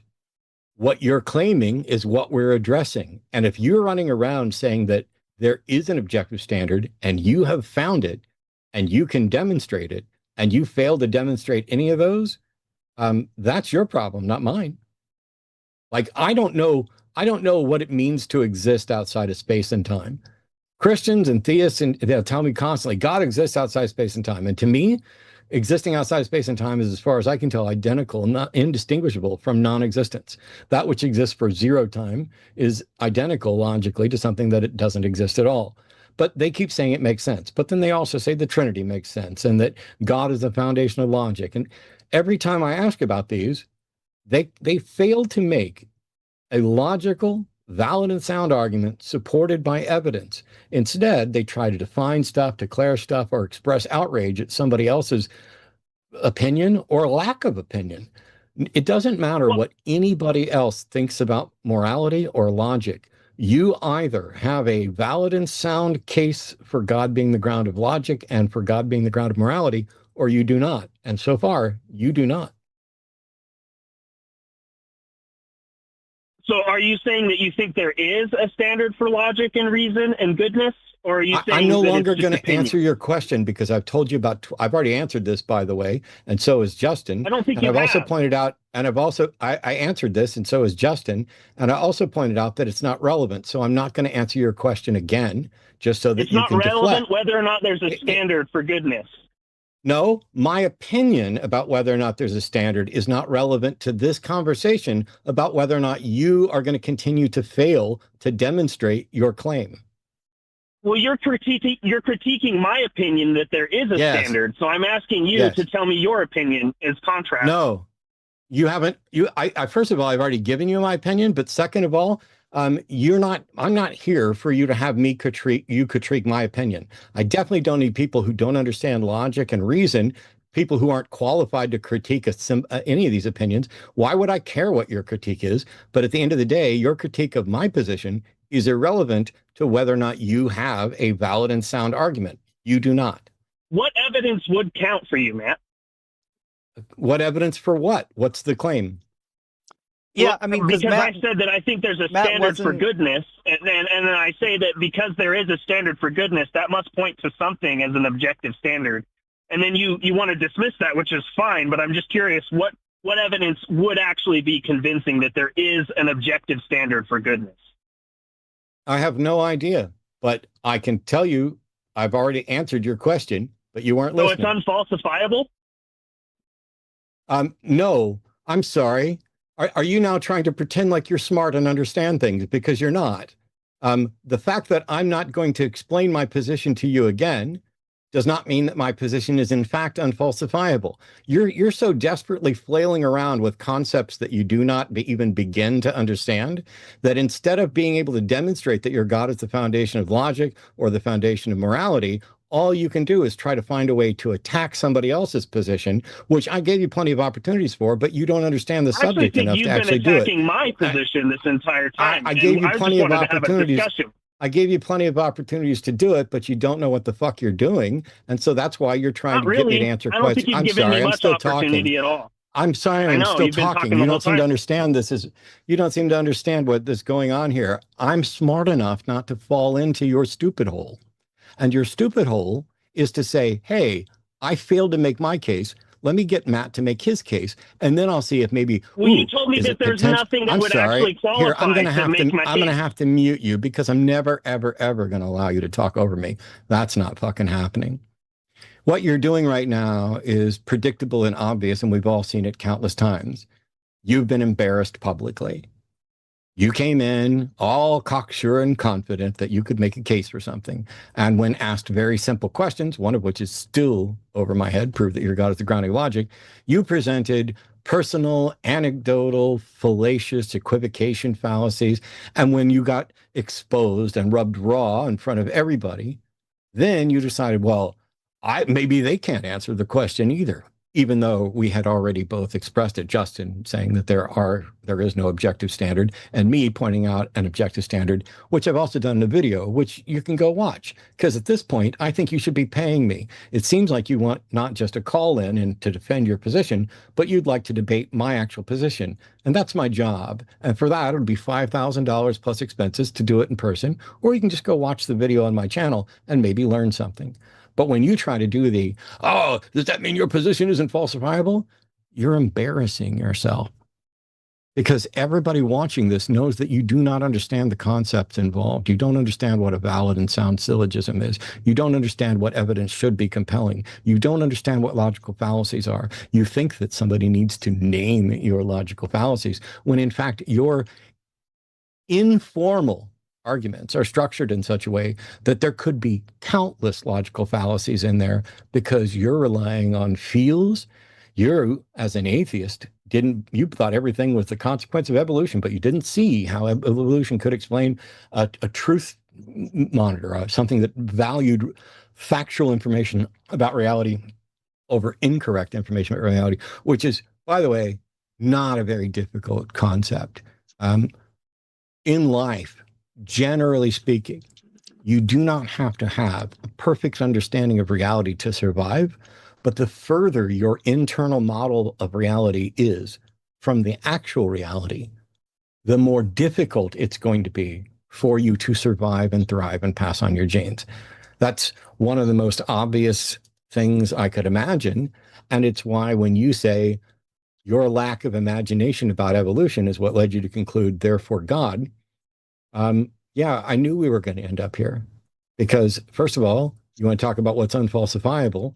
The supernatural is unfalsifiable. It's untestable, which is why science doesn't get to make declarations about the supernatural. Science also doesn't make proclamations of truth. It creates models that are the best descriptions of the way reality actually works.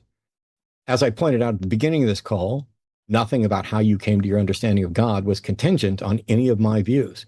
And we had that entire conversation, but it went right through your head without even pausing to say hello to all the confusion in there. I'd recommend, I'm going to bring you up because Justin still has questions that didn't get answered, but I highly recommend you go watch, it's free now on YouTube. It's a Disney production called Donald in Magic Land. Genuinely, I'm not bullshit, not mocking. It's one of my all-time favorite animated educational things, if not my absolute favorite, despite the God reference at the end. But that's a good start to get you to start recognizing that you need to sweep the cobwebs out of your head that are leading you to believe that, you started off with when I was an atheist. First of all, that's never going to impress me because atheists are stupid too. Tons of them are. If you'd have said, when I was a skeptic, I found a good reason to believe in God, that would have been impressive. But not all skeptics, or not all people who say they're skeptics have any understanding of epistemology or skepticism either. But saying, oh, I used to be an atheist and I thought everything happened by evolution. And when that failed, I decided to go with God. There's not a thing in there that represents sound epistemology, skepticism, reason. It is just an admission. You didn't understand things then, So you went with what felt right based on misinformation you had. So what my position is, or whether it's falsifiable, is irrelevant to how bad your position are. And we don't get to move forward on my positions until you concede how bad your positions are. Justin, before I unmute, I had jumped in and you were still trying to get an answer to something. You want to go back to that? Yeah. So the thing I'm trying to figure out is, if God is anything, the standard for anything, I'm trying to figure out why we would just assume, and that's what you said, and that's usually what most people say, why we assume that anything God tells us, like his standard, that it actually is a good standard. Like there's certainly the possibility that some of God's commands are not good. There's certainly a possibility that God himself is not good. In fact, an evil God would want us to think that he's good, right? So trying to figure out how in the world we came to the conclusion that the God you believe in is necessarily good and can't do things that are bad. I mean, I'm happy to give it my best shot. And I just want to say, like, I'm not trying to sound confident or cocky at all. This is my first time ever trying anything like this. So I'm just grateful for the opportunity. When it comes to trying to answer that question of why I think that God's standard would be good, I just kind of started paying attention to my own life. I noticed how when I told a lie, reality fractured. When lust consumed me, that depersoned people. When I looked to the actual 10 Commandments, it seemed that they were structural to reality, not arbitrary rules. Well, the 10 Commandments are like, first of all, I don't know if we would say they're structural to reality, because like the first 3 commandments are dependent on a God existing, and that would just be right out the window unless you could demonstrate that a God does exist. The other ones are pretty basic, like we find those in all the ancient law codes. So I'm not really sure I would I don't know why we would say that those are somehow objective. It just happens to be that those are pretty clear rules that most society can agree on, because those are things that aid in our personal and our group survival. I would say this, though.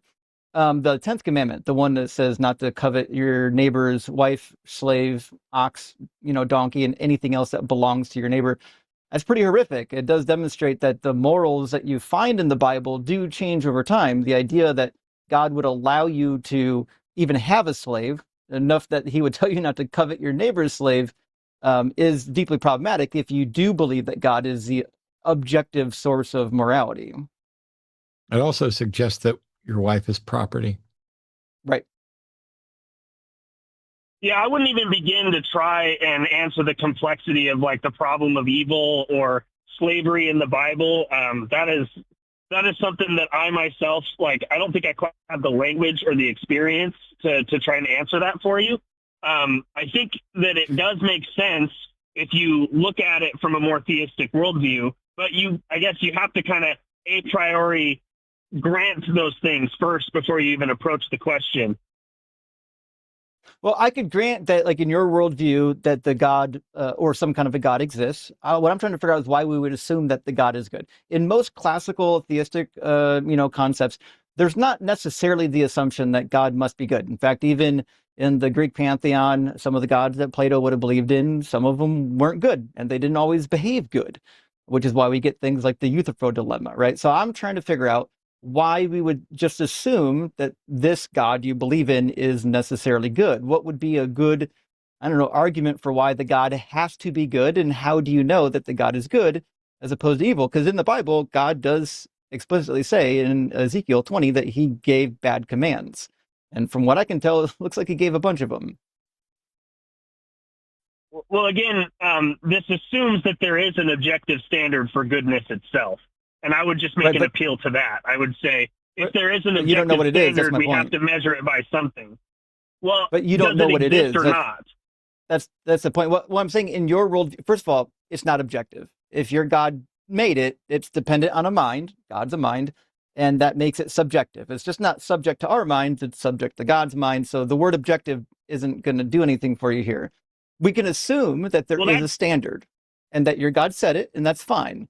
The problem that you're going to have is you still have no way of knowing if those are good standards. Just because the most powerful entity in the universe set the standards, how do you know that they actually were good standards? Well, I would say that when you qualify God as the most powerful entity in the universe, you've already decategorized the question, because I'm not saying God is an entity within the universe. I'm saying God is the condition by which all goodness, all being, and the universe itself can exist. Right. That's the claim. I'm trying to figure out, how did you get to the conclusion that God and goodness were synonymous, other than just putting it into your definition?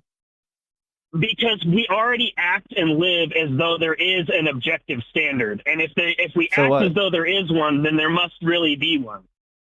Well, if there's an That's objective also standard, fallacious, by the way. Yeah. People can act as if there's unicorns, but that doesn't tell you whether or not there's actually unicorns. You made another fallacious argument already. That's 100% true. The fact that people act a way doesn't mean that the thing is true, but also it's irrelevant, because I don't think that most people act that way. Nevertheless, the point's pretty clear, right? You don't we have think no people good reason. make ought claims? They do, but they don't usually believe, like, if you ask a normal human being, like, hey, is there an objective standard that you can point to somewhere where we can all know what is demonstrably good and bad? They're going to say, well, no. Everyone's going to have a different answer to that. We act as though there is a standard, because our standard that we appeal to is society, and kind of a consensus model, right? If most of us agree that, hey, it's not good to, essay an individual, then we would discuss that particular topic as though, hey, this is just something that seems to be true and we all agree on it. It doesn't imply that there's some sort of transcendental moral code out there. But if there was such a thing, like an objective moral code, it would mean that God didn't make it. So this, I'm trying to get, we got two problems here. One, you keep using the word objective and you're using it wrong. The law code you believe in is not objective, it's subjective, but that's not that important. The important thing is, I'm trying to figure out the code or the moral behavior or whatever you want to word it as that comes from God. How did we determine that it is good, other than just assuming that it is good? Because I don't think that, we can say that consensus is what confers what is actually good. I think that we have the right to critique a society that has a different consensus of where they would draw their standard. That's not an answer to my question, right? I didn't ask you if you liked the consensus model. I asked you what tools, what methodology did you use to determine that God's model was actually good? Well, you're trying to redefine God by saying that he is an actor inside of reality that has a subjective standard that I must follow. I'm not saying that. I'm saying God is the standard, and he is the truth. And because those things exist, that's not how words work. Classic theism. That's not classic theism. That's a misuse. Theism. That's an abuse of words. No, it's classical theism. Right? I'm not very good at articulating God it, but can't be a standard. Theism. God cannot be a standard. They're categorically different things. Yeah. It is not the God of classical theism. And he is, and that's classical theism. The God of classical theism, the God of classical theism is the omnimax God. And omnibenevolent doesn't mean that God is the standard. You are conflating things. You can say he sets the standard. Classical theism says that God is being, love, and truth itself. Well, evil too. He can be evil. No, so evil is a privation of the good. Well, again, I don't accept that definition. That's a nonsensical definition, right? So in order to say that definition of God. Well, again, I'll explain to you why mine's superior. So the reason why you can't say that evil is just a privation of good is because God's omni, he's everywhere. You can't not be wherever God is, and you can't have less of God. If God's omni, you got all of them all the time. Also, God's not a thing, and neither is goodness. Goodness isn't a thing. It describes things. The other problem you have is, and I'll say it again, the God of the Bible created evil. He created evil and he created good. These are things that he created. If God created them, then it would seem that he can't be it. He can't create himself. I'd really love to keep going, and I actually I don't want to make it sound like I'm running away. I do. No, I really don't. I have to pick up my son, and I'd like to be able to call back in another time. You can call back another time. Okay, thank you. I appreciate the opportunity to come up. It was nice talking to you, Matt. And sorry, I forget your the co-host. Justin. Justin, nice God to meet you Almighty. as well. Thanks for the It's opportunity. Matt and God Almighty. All right. I hope you guys have a Drive wonderful safe. day. All right, cheers. Ah, So, Matt, you understand the nature of the question, right? Why are we assuming that God is somehow synonymous with goodness? For example, if let's imagine God got wiped out. Who knows? He decided he didn't want to exist tomorrow, and that put Satan in charge. Now Satan is the most powerful entity. Would that mean that whatever rules Satan creates are now good just because he's the one who set the standard? How are we determining that the standard's good? yeah, there's a ton of problems, not the least of which is that might makes right is a demonstrably problematic view. But when you say God is by definition the standard of good, it doesn't matter whether you're looking at divine command theory, which turns it into a subjective assessment, which is, it doesn't matter if you're pointing to the God of the Bible or whatever else. My first question is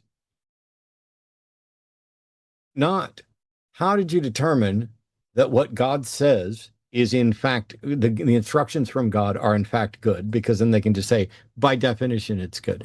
In that case, the next question is, how did you determine that you have an instruction from God rather than you have an instruction that claims to be from God but is not? And Right. so what they will do in those circumstances is, well, I judge it by this standard of good. They'll end up in this circular position. They'll say, obviously, it's immoral to kill people. And so if God's telling you to kill people, then that's not God because God's good. And what that means is that in the binding of Isaac, the story in the Bible, not the video game, but which the video games are way better. When Abraham is told, hey, you can gather up your son Isaac and take him up, and I want you to offer him as a sacrifice, that makes no sense as a test because God already knows Abraham's heart. And so God's not testing Abraham for God's benefit. God can only be testing Abraham for Abraham's benefit. And so what God seems to be doing there, the only thing that makes sense to me anyway, is God is trying to teach Abraham a lesson about if you obey me, even if you don't understand it, good things will come. However, the lesson that you would think that God would want to be teaching is Abraham has in his brain some concept of the character of God. In Abraham's mind, God is either the type of being who would demand a child sacrifice, or God is not that kind of being. If I'm God and I want to make sure that Abraham understands me, and I am absolutely opposed to child sacrifice. And when I tell Abraham, sacrifice your child to me, the answer I'm expecting is, I don't know who you are, but you are definitely not my God. There's no way my God could ever do that. Depart from me, foul beast. My God will protect me from monsters like you. That is the only right answer if, in fact, God is opposed to child sacrifice and would defend Abraham in defending his son. If I am a God that would demand child sacrifice, and I tell Abraham to sacrifice his child, and Abraham agrees to do it, then I'm reinforcing the idea that he correctly understands me, that I am that kind of God. That story only makes sense if it's complete fiction trying to teach a lesson about blind obedience, and they didn't bother to think through the consequences of all the different scenarios in a truth table. B, if in fact God exists and is a monster who would demand child sacrifice, but softened in this one occasion because somebody was willing to do it. That's it. If the story is about, if it really happened, then God is actively reinforcing a model in Abraham's head that is not just false, but diametrically opposed.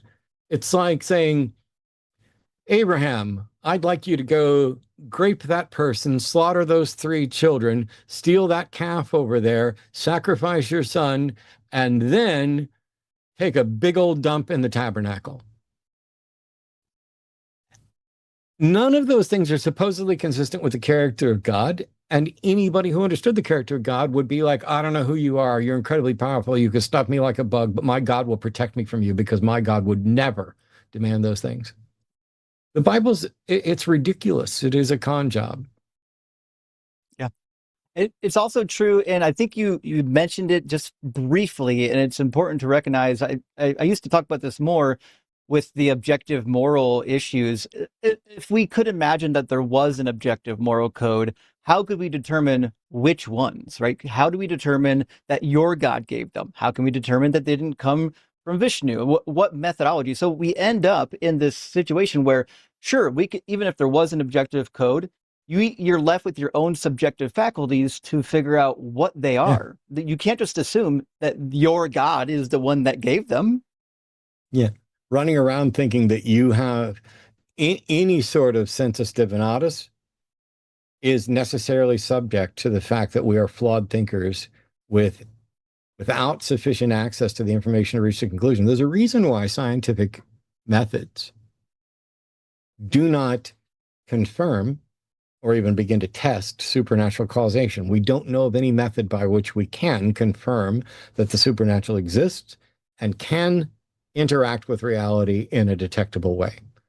It's basically, as far as we can tell, a fictional category that people made up for, wow, I don't have a clue how that works.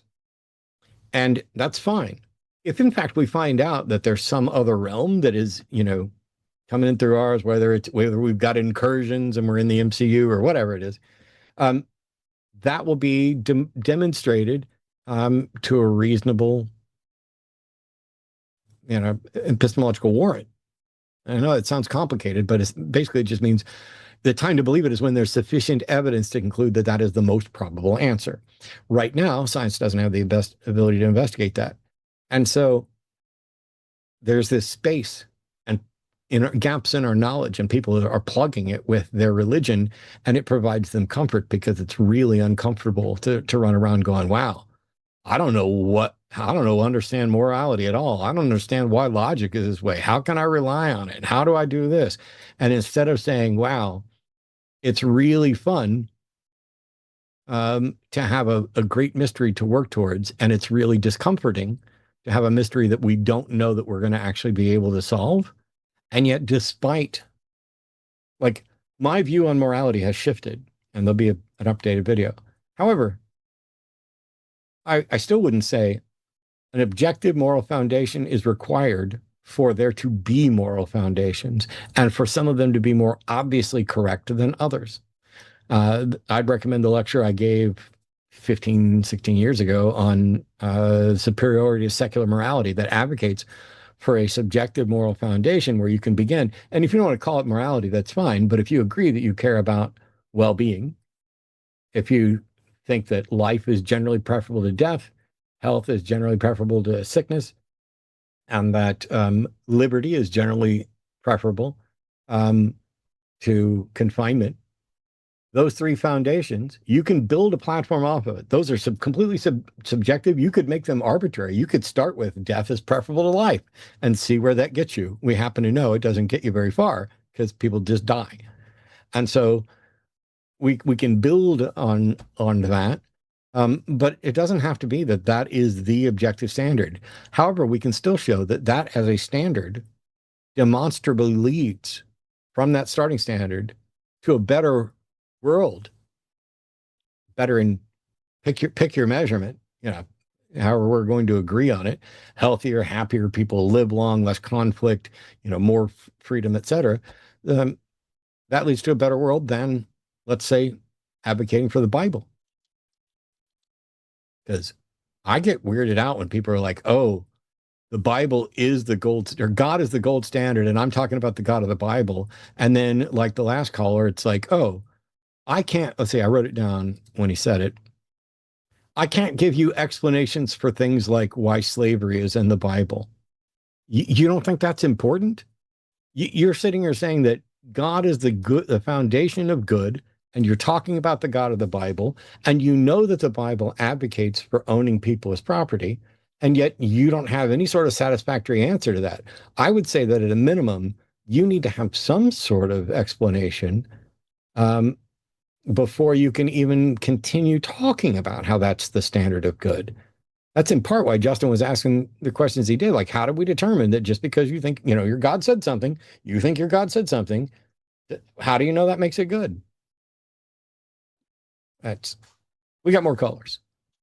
It's really a game of just trying to define things into existence. And the minute you push back to say, well, I mean, why would I accept that definition? They don't really have a whole lot. They're like, well, it's true because I need it to be true or my argument doesn't work. Yep. As a reminder, this is one of many shows here on the Line Network. This one's called The Hang Up. I guess I need to turn off my little overlay over my head since that's not relevant to what we're talking about right now.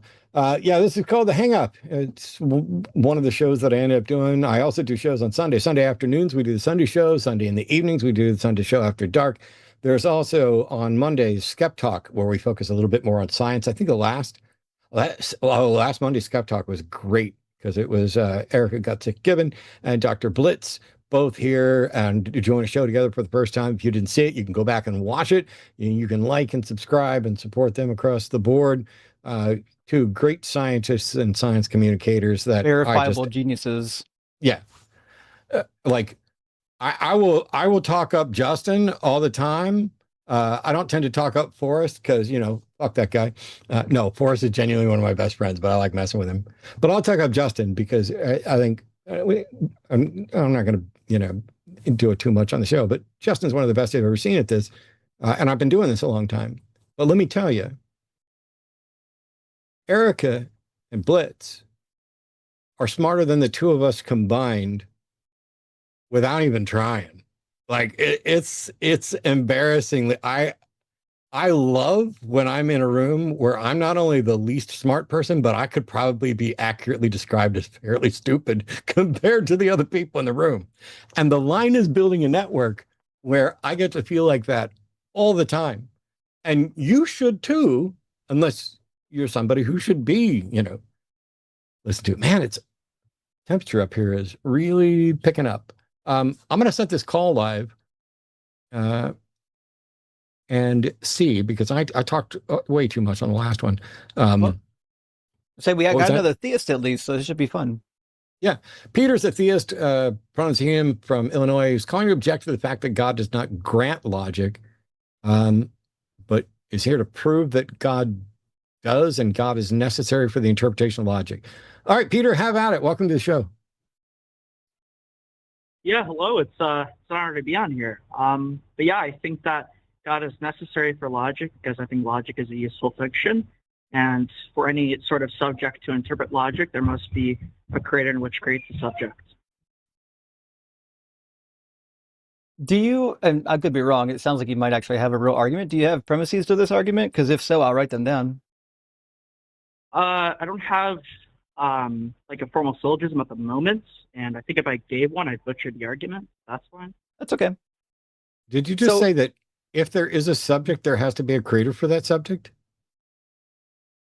Yeah, necessarily. Why? And define creator. Well, is creator an agent necessarily? Seems like the creator would be a subject itself.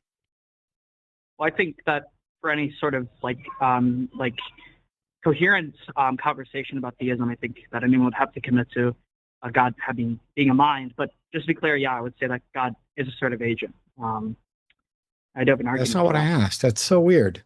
Okay, go ahead, Justin. So the thing I'm curious about here, Peter, is it sounds like you're going to use an argument that we're pretty familiar with, but you're maybe using different wording. Are you suggesting that like God is the grounding for logic? Is that what you're trying to say? Yeah, well, yeah, God is the grounding for logic. Okay. So I think the two questions I would have is, because I think you and I are going to mean very different things when we say logic, is one, what do you mean by logic? And two, how could you determine that God is the grounding of logic? But I think question number one is our starting point, because I don't think our definitions are going to line up, and we'll probably spend more time on this than anything else. So when you say like logic, like the laws of logic, whatnot, what do you think that those are? I think that logic is a useful tool for determining coherence. Okay. do you think that they have like an independent objective ontology, like they exist on their own, or do you think that they're like, I don't know, the English language, like something that's invented to describe reality? Yeah, I think that it's non-real. I'm an anti-realist on logic. Oh, okay. So you think that the laws of logic are non-real? I think that's probably about where I would land. And so if it's something that's non-real, why does it need grounded? Well, yeah, I would need grounding because when it comes to like logic being a useful tool for coherence, it's obviously not going to be a useful tool for beings like rocks or other kinds of animals, but rather animals of some kind of rationale. And when we talk about the like existence of humans, I think that the existence of humans, or really any sort of subject, is necessarily dependent on an agent or like a necessary agent. Right, but I mean, specifically, maybe I didn't ask the right question. Specifically with the laws of logic, I take the laws of logic to be a description of the way the universe behaves. You might refer to it as phenomenon. It's just describing the state of existence.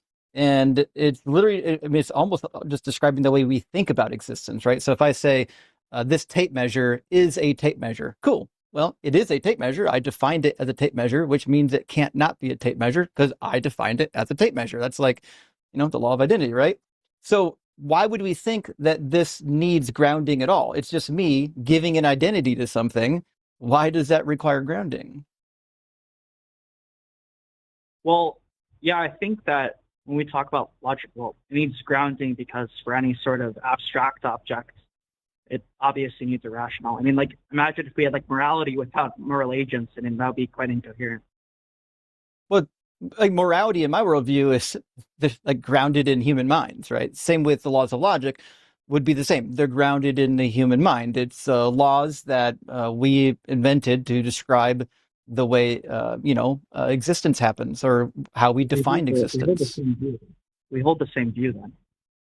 Oh, then I don't know what God is doing in the equation. Yeah, well, the reasoning I gave is that God is necessary for any subject to exist. And that was the reasoning. It wasn't that like... Oh, so then this isn't related to the laws of logic at all. You're just saying that God is required for things to exist, right? Yeah, for us to have useful fictions like moral facts or why logic. I mean, your argument would be better framed as nothing could exist without God, right? Because that's kind of, if these non-real things come from human minds and humans can't exist unless God exists, you would just say that nothing can exist without God. So basically the argument boils down to, well, God created everything and you need a creator for anything to exist. I don't see why that would be the case. Why do we need God for that? Are you familiar with Buridan's ass? No. It's an epistemic thought experiment in which proposes that for any hard deterministic world, you have a situation where a donkey is between two equidistant bales of hay. Well, under hard determinism, there isn't any mechanism to say that a donkey would choose either hay bit. But I mean, obviously, we'd accept that it would. So it seems that we should accept that at least some minds can choose like arbitrary decisions, and we should suppose that they have at least minds, and whether it be compatibilist or libertarian free will, etc. It seems that we should accept that. Well, in application to the kind of world we have, I mean, it seems we should accept that the possible worlds, at least metaphysically possible worlds, are equally preferable to ours, like according to the priors in which exist for things like necessary objects. Whether you're a Platonist or not, it seems that there at least exists one possible world which is equally preferable to the actual world, and which is like actualized. If that's the case, then it seems whichever is actualized without, like, say, there's no mind, and you have to say, well, which one is going to be actualized? It seems under this like metaphysical hard determinist model, we can't discover which is supposed to be actual. But the fact is, one is actualized, and we aren't locked in some metaphysical paralysis. So we should at least accept some necessary object as a mind. So I think you're now on a different argument. So we started with the laws of logic. Turned out that wasn't related to your real argument. Then we moved to, well, we need God for anything to exist. And then I asked you about that. And now we're on to, well, the the fact that the things are the way that they are requires a mind, which is an additional argument. So I'm trying to pin down which argument you want to run here. I don't think that a mind is necessary for any of this stuff to exist. I don't think that minds exist outside of the brain.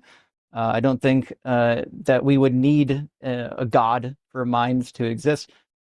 But I don't know which argument you're trying to run. Maybe if you could try to pick one topic, we could actually dive into that deeply and try to pin it down before we move on to another one. Well, I'm not sure if you understand the argument. Like, to be clear, I'm not giving 3 different arguments. They sounded like completely disconnected arguments.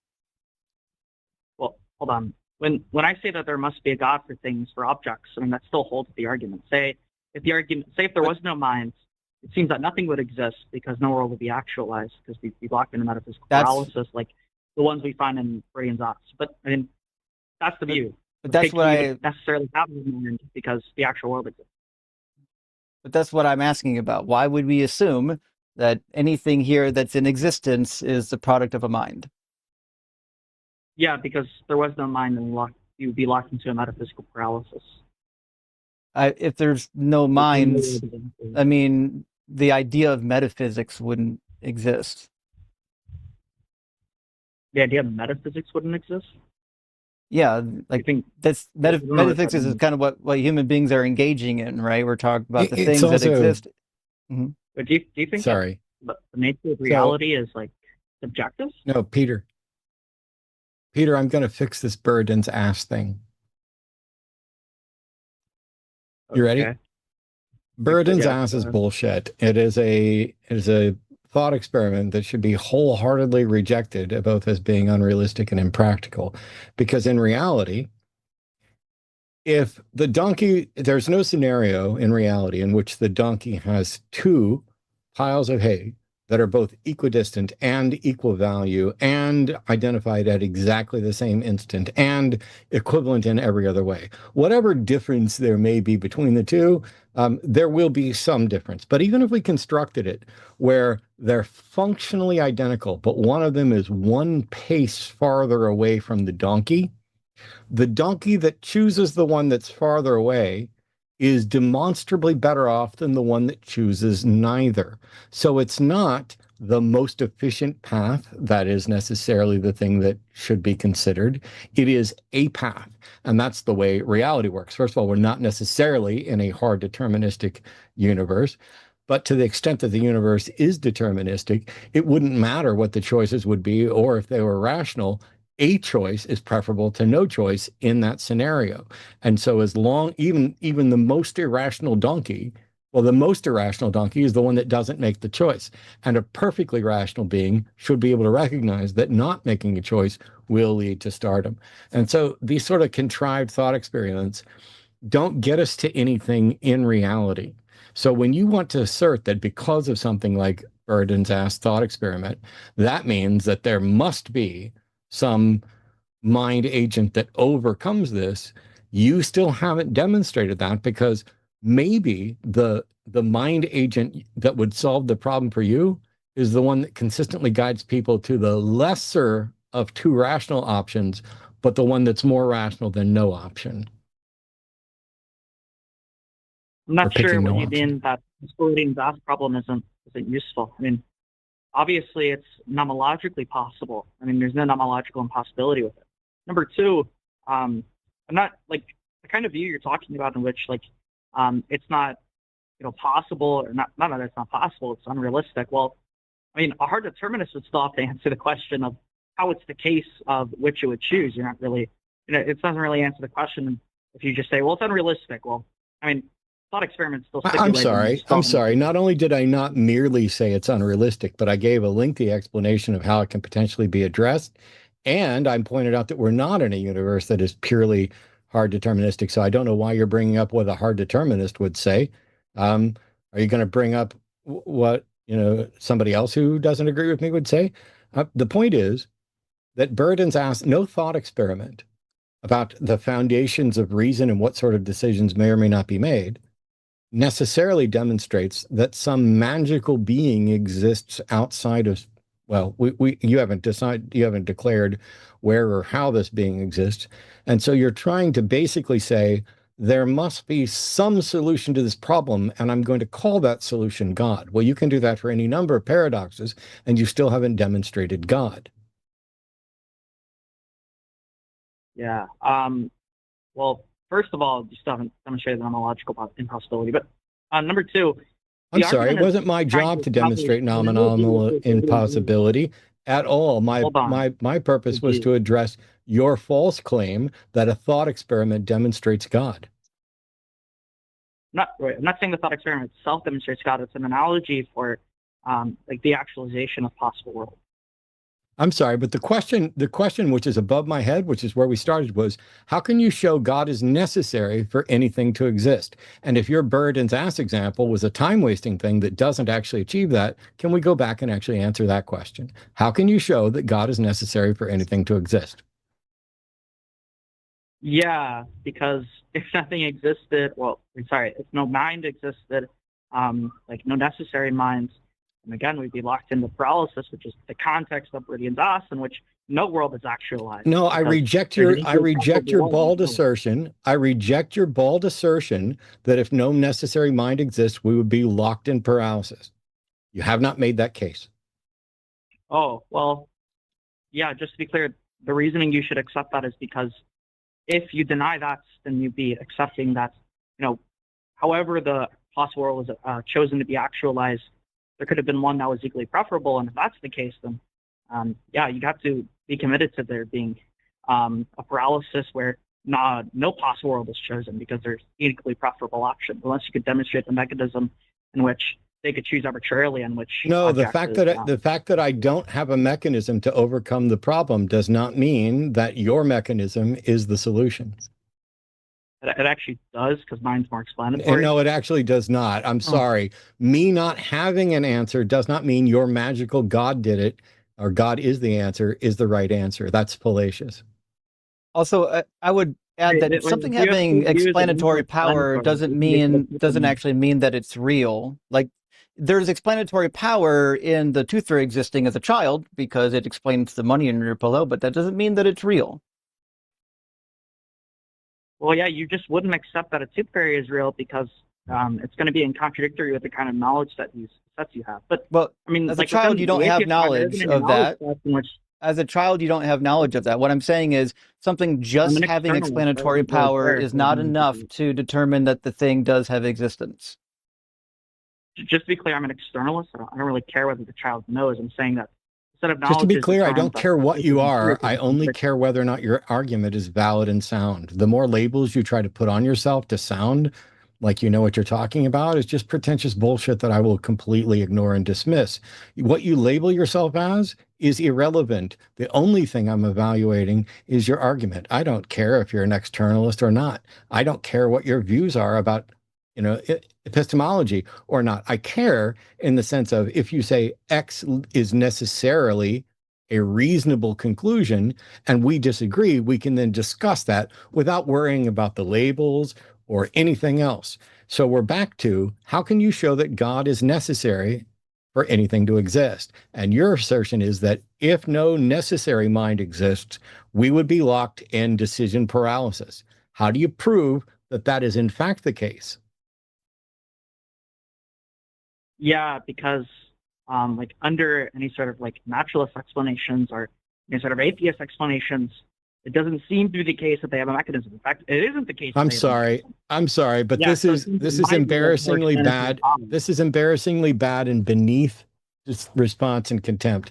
I ask how you can demonstrate that without a necessary mind, we would be locked in decision paralysis. And you said under all.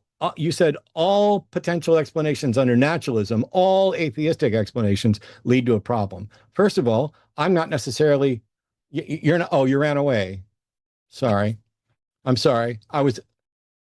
Damn it, Justin, I did it again. I paid too close attention to what he actually said and exposed the problem in his thought because I'm not making a position that is necessarily atheism or naturalistic, nor do I have the time to go through every potential atheistic or naturalistic or non-supernatural potential argument. But when you come in to argue, I did a debate once. Let's have a bit of fun with this. I did a debate once, and it was a team debate. Myself and JT Eberhard. Hi, buddy, I miss you. And we were against John Ferrer and Sloan Lee. I've talked about this before. John Ferrer, pretty good guy. He's got some problems, but genuinely one of my favorite people to have debated. He's also someone who corrected me on the Izot problem live in a debate, and I acknowledged it, thanked him, have talked about it endlessly, about how I thought I solved the Izot problem, and John pointed out that I was smuggling an ought in, made his case quickly and easily. It was obvious. I accepted it. We moved on. If that sort of interaction could take place for all of these other discussions, we'd be done. Because myself and Justin and all these people, we would just be in agreement. There wouldn't be much to debate. We'd be debating something else, like, you know, whose sports team is less woke? I don't know. But the other person at that debate was Sloan Lee. And he said something which may have been technically true, but came off sounding both arrogant and ridiculous. And that is that he presented, and he said something along the lines of, this is my version of a moral argument, and I have personally evaluated all possible objections to this and found them wanting. Now, when your opening statement is to present your argument and say you've examined all possible objections to them and they're not good enough, not only is that poisoning the well, but that is also you being the most arrogant and dismissive individual ever. Instead of allowing your opponent to present an opposition that you then rebut so that someone might learn something, you just dismissed all of it from the get-go. And so Sloan was easily the most arrogant person I ever met, and loved the fact that he had a philosophy degree and was really pissed that anybody like me would dare to challenge him on things. And so we got into basically a philosophical penis measuring contest in the middle of the debate. He wanted to throw out jargon to throw me off because I don't have a degree. I'm self-taught. I'm a philosophy dilettante. And I know some stuff and I don't know other stuff. I had heard the Burden's ass thought experiment before. So as soon as he started talking about it, I wouldn't have been able to name it. But as soon as he started talking about it, I was like, oh yeah, I know what this is. However, there are people who instead of, remember at the beginning of the show when I said, are you able to explain why you should believe in language and concepts that anybody can understand? And if not, you're probably going to need to spend some time why people need to become an expert in jargon and a number of different disciplines in order to have a warranted belief. Because I guarantee you, Jim Bob preaching down the street this Sunday would not have understood any part of that conversation.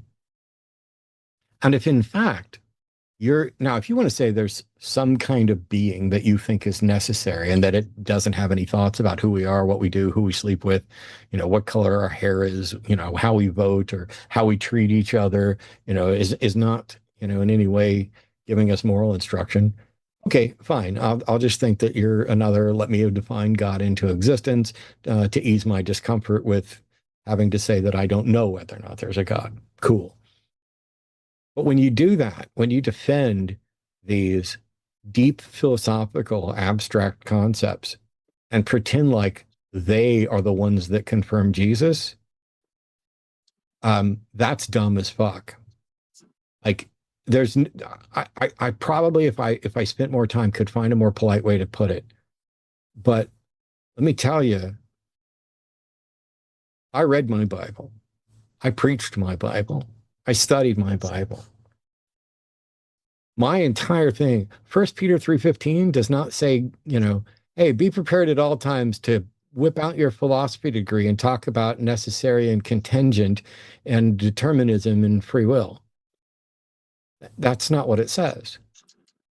It's basically either telling you to just give your testimony or to give the justification. to provide the reason, and I believe the word in 1 Peter 3:15 is logos, which Christians would like to point back to. In the beginning was the word was with God, and where was God, and the logos that is there. But logos can be used a number of different ways as well. But I always viewed 1 Peter 3:15 as give the evidence, whether that's your stacked up personal anecdotal evidence or the argument in case for why you are convinced. And it's not up to you, by the way, to present the argument that you think should convince somebody else. When I was a Christian, my job was to be a conduit for the Holy Spirit. My job, as I understood it, as a Southern Baptist, occasional leanings of Pentecostal, my entire purpose to remain down here was to share with other people why I submitted to God, why I was grateful that God, through his grace, had instilled me with the faith necessary to accept the conviction of the Holy Spirit that I was a sinner in need of redemption, that I must be redeemed, that I must repent and turn away from those things and continue to go out and be ready at all times to offer the reason for the faith that's within me and to preach unto the world until everyone had heard. Because if not, if I did get to go to heaven, one of the first things that was going to end up happening is God would be like, why are these people who you said you loved in hell? I tried to use you. The Holy Spirit the Spirit was willing, the flesh was weak, but it was your flesh that was weak. Did you even, were you just offering up lip service? I know your heart, Matt. I know you believed. You failed. You were a coward. And I would have had to say, yes. I mean, God knows. That's what it would have been. Where are those believers? I'm so done with these Phil bros that think they can, oh, well, there's this and here's the solution and we don't know. And this is a paradox and I can solve a paradox by appealing to magic. And if I appeal to magic in the right words so that it doesn't appear like I appealed into magic, why then I'll be taken seriously and I will have schooled that damned atheist. Well, you didn't. Some of us have paid attention. Some of us are asking the right questions. If your God is a philosophical necessity, why the fuck is he hiding? If he's a necessity, it should be obvious to everyone. And then there's no reason to hide anymore. Anyway, we got another caller if you want it. Yeah, let's do it. I think Kyron is the last one here in the queue. Yep, Kyron or Kieran? Kyron, yeah. Kyron, pronouns are him. It says you're from IO, but I think that should be IA. Yeah, Iowa, yep. Yep, cool. Says that you say there's value in religion and it's been used as a scapegoat. So, yeah. What's the value in religion that isn't just the value in people? Yeah, so I think value is too broad of a term to have a grip into, so I'll break this down to 2 points. So for me, the way I see it is religion provides a universal, maybe not universal, but a widespreading moral baseline. And the second point is that it is a powerful tool to boost self-actualization. So which one do you want to approach first?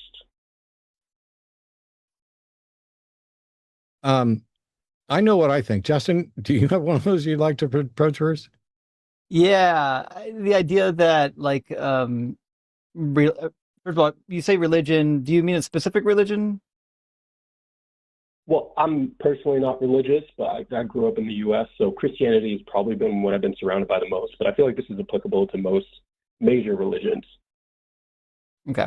So whether or not religion has utility can be debated. I think the problem is, along with the utility, you get the negative effects that come with it. So, for example, if we say that, well, religion is good because it provides some sort of moral foundation that people can appeal to and help move society along on some sort of, shared cultural ideas.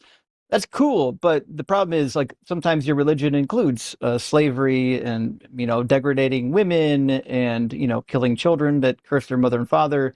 So while I agree it might bring some kind of a benefit, you also have to take all the baggage with it, right? So whether or not religion has some kind of utility, I think is kind of an irrelevant talking point.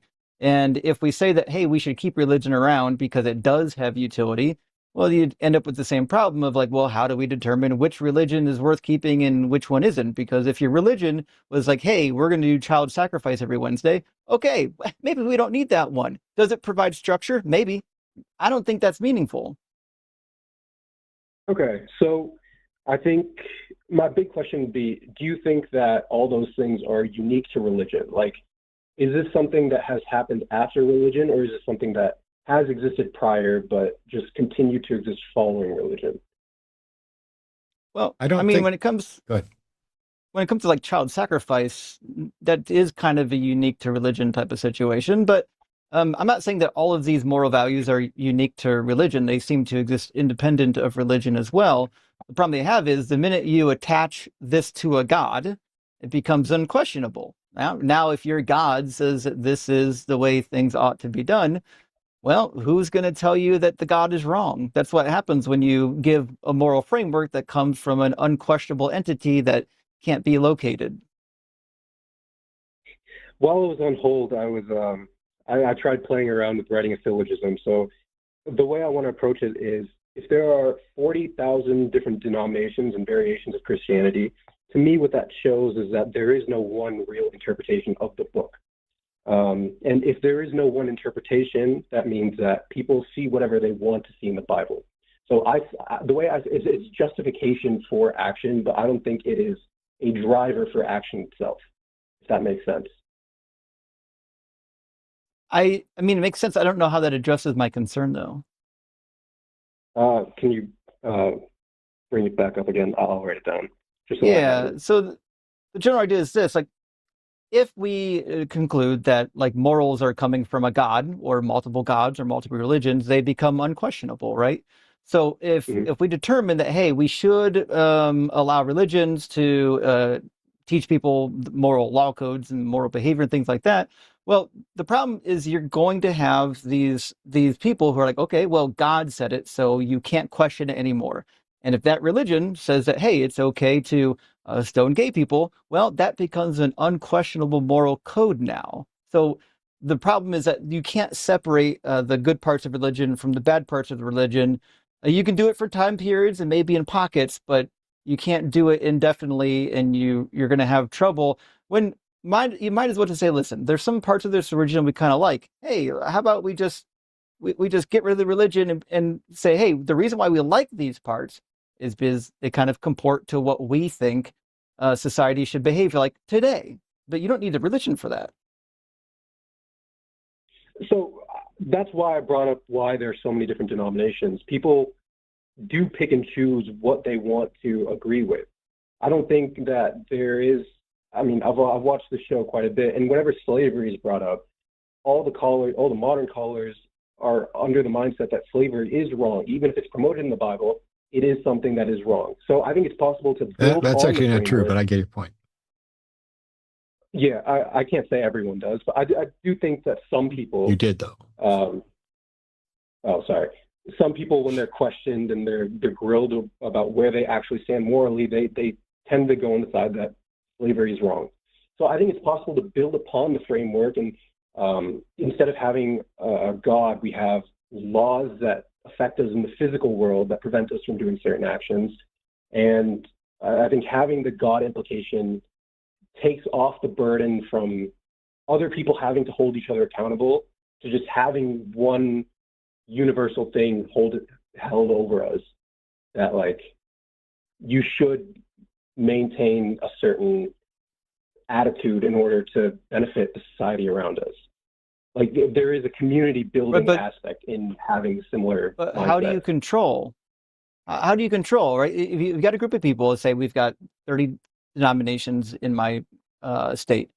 How do you control those denominations? There might be one denomination that said, actually, the God of the Old Testament was dope. We love subjugating women. We love the slavery bit. And then there's another denomination down the road that has a completely different view.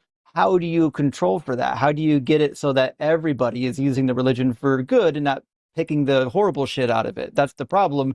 Like, if it might be true that I go to a great restaurant and they give me like a 3-course meal and all of it's good, but if they put cyanide in like my dessert and don't tell me, it doesn't matter if the rest of the meal is good, I'm going to die. So like, it's not good enough to say that there are some good things in the religion. It has to also not bring all the horrible shit. Yeah, I actually was writing something about this just a minute ago, which is, because my first thing is different religions are going to lead to different morals, and they're going to be in conflict. Some are going to be better than others. And different religions are going to lead to different self-actualizations. And some of the selves that result are going to be better than others, which means that it's pointless to say that every religion or religions in general have value because it can do this. I would say what I wrote down is there value in an ink pen covered in feces that has no ink? And the answer is, yeah, there's value in that. But the better question is there something of more value than that for any of the proposed uses other than I'd like a shitty broken pen? And I would think that there's almost certainly something preferable to a shitty broken pen for any scenario other than I want a shitty broken pen. Right. I don't need religion for any of this. I don't need a religion.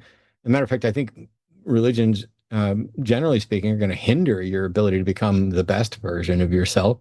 This sort of dogmatic, ancient, bullshit posing as wisdom that leads to bigotry and division and divisiveness just in general.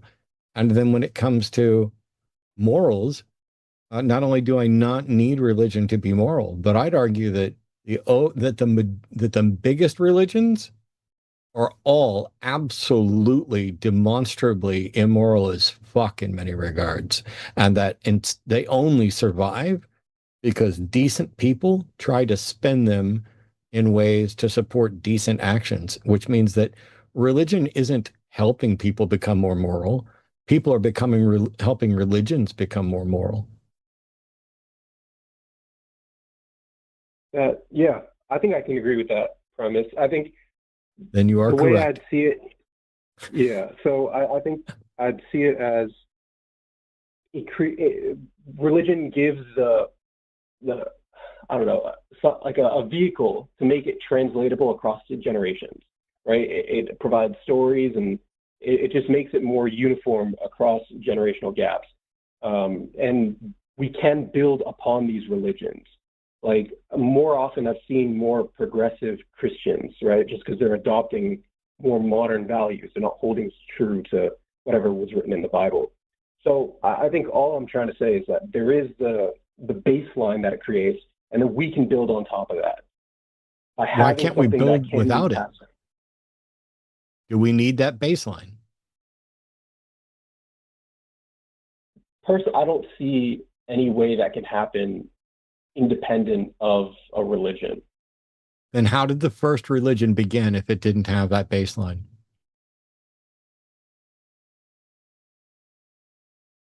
That's a good point. But it ended up leading to religion. Like, the religions themselves don't agree on what the baseline is either, which is the other problem, right? The baseline in one religion is not going to be the same as the other. Of course. It's based off your environment. It's based off, what the baseline, your definition of success is like. The baseline is people looking at the world, observing problems, and then trying to figure out how do we best resolve those problems. It is human thought. It is empathy. It is problem solving that built the very views that lazy people who did not do the work or want to do the work, or who wanted to teach the work without having to teach the thought behind it, they took those and they codify them into religions. Oh, why should we not kill each other? Well, I would argue that the basics of game theory, even before it was called game theory, demonstrate that cooperation is preferable and leads to preferable outcomes, and that if I'd rather not be killed, it's in my best interest to work together with other people to discourage the sort of mindset that would permit people running around killing each other.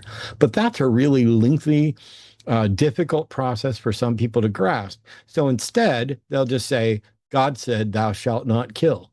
And then you have a gross oversimplification, because meanwhile, when you look at what's actually involved in considering the moral evaluation of one human person ending the life of another human person, it's not all immoral. And it's circumstantial, there's self-defense, there's a number, it's a complicated thing. But when we take it and we dumb it down to God said, thou shalt not kill, we do a huge disservice to human dignity and human reason. And I think that this dumbing down of the world is probably the greatest achievement religion can claim. And it's a travesty, because it's serving as a roadblock to a better world. And it has in all of its incarnations across time. So do you think it is possible for, I mean, you mentioned earlier that humans are flawed thinkers. Do you think it's possible to create all of that, like for everyone to understand the actual meaning behind killing another person without having a punishment behind it, or without having some, reward incentive, whether it be positive reinforcement or negative punishment, just like something that... Do I think it's possible for everybody to understand it? I don't think that's necessarily possible, but I don't think that's in any way an objection. We should be striving to make it as possible for everyone to understand these things as it can be, and to continue to build a world where anybody who doesn't understand, at least, so for example, there are people who are colorblind, but they can absolutely have strong evidential warrant that other people are not colorblind. There are tests that you can do that can demonstrate not only can person A tell the difference between colors that person B cannot, but that they can do it reliably under test conditions and all these things. And similarly, we can do the same thing with moral evaluations. It's not as easy. It's just, an example. There's an entire group of adult human beings that can distinguish a color of blue from a color of green that you and I cannot. I'm assuming, Kyron, I'm sorry, generally, almost nobody who calls into the show is going to be able to do this. If you haven't seen it, I don't remember the actual... It's probably out there on YouTube. If you do a YouTube search for tribe that can distinguish colors of blue, you cannot, something like that, you'll get the example to pop up, and they can prove it. They can be like, yep, that's the color, and they'll get it right every time, because the computer can tell, and they can see like how and where you were raised determines whether or not you are able to distinguish between two different shades of blue. And it has a lot to do with whether or not those shades of blue have a name. If you give them a name, you develop the ability to tell the difference. Our brains are fucking incredible and incredibly broken. The fact that we can know how broken they are is their true majesty. Because, you're unable to distinguish these colors? Cool. The fact that we know and can prove you're unable to distinguish these colors is the power. Oh, this entire group of people from their lineage, because they have a word for it, can tell the difference between these two? Oh, the fact that we can prove that is what's important. And so the same thing applies to moral issues and stuff like that. Not as simply. It's not, no analogy is going to be, perfect. That's analogous, not digital. But to say there are people out there who will understand fairly quickly through the exercise of empathy why there's a problem with allowing people to kill each other. And then there's people like David Wood. David Wood is a Christian apologist who's I think a psychopath, maybe a sociopath. I'm pretty sure he's a psychopath. He tried to kill his father with a hammer. He and I have debated. He's debated a lot of people. And I can't say he's a good guy. I don't have any beef with David, but I can't say he's a good guy because he's a psychopath. And David's convinced that the only thing that's keeping him from running around killing other people, and he said this in our debate, is Jesus. And I need David to keep believing in Jesus for the rest of his life. But we can, even to a psychopath who cannot have a good justification for right and wrong, they can definitely understand that the rest of us have a justification, and they can adopt a false one. And so that is a case for religion being useful as a tool there. But I would argue that Dexter is another example of David that doesn't need the God myth, but needs some kind of code and an understanding of what other people consider. And then you can mask yourself and get along in the world. And that might be the best that some people ever do. But none of that means that we have to turn to religion. That's fair. Okay. Yeah, I think that makes sense.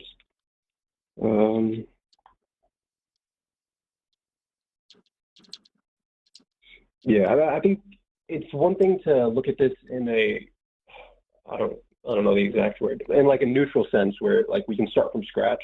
But I think in order to replace the status quo, I think that's going to be incredibly difficult because it needs to introduce an alternative option that's like, that maintains but also excels. So I think you mentioned earlier that you were going to drop a video about a moral, I forget exactly the term you used. It was like your own moral guideline of how we should instead look at things.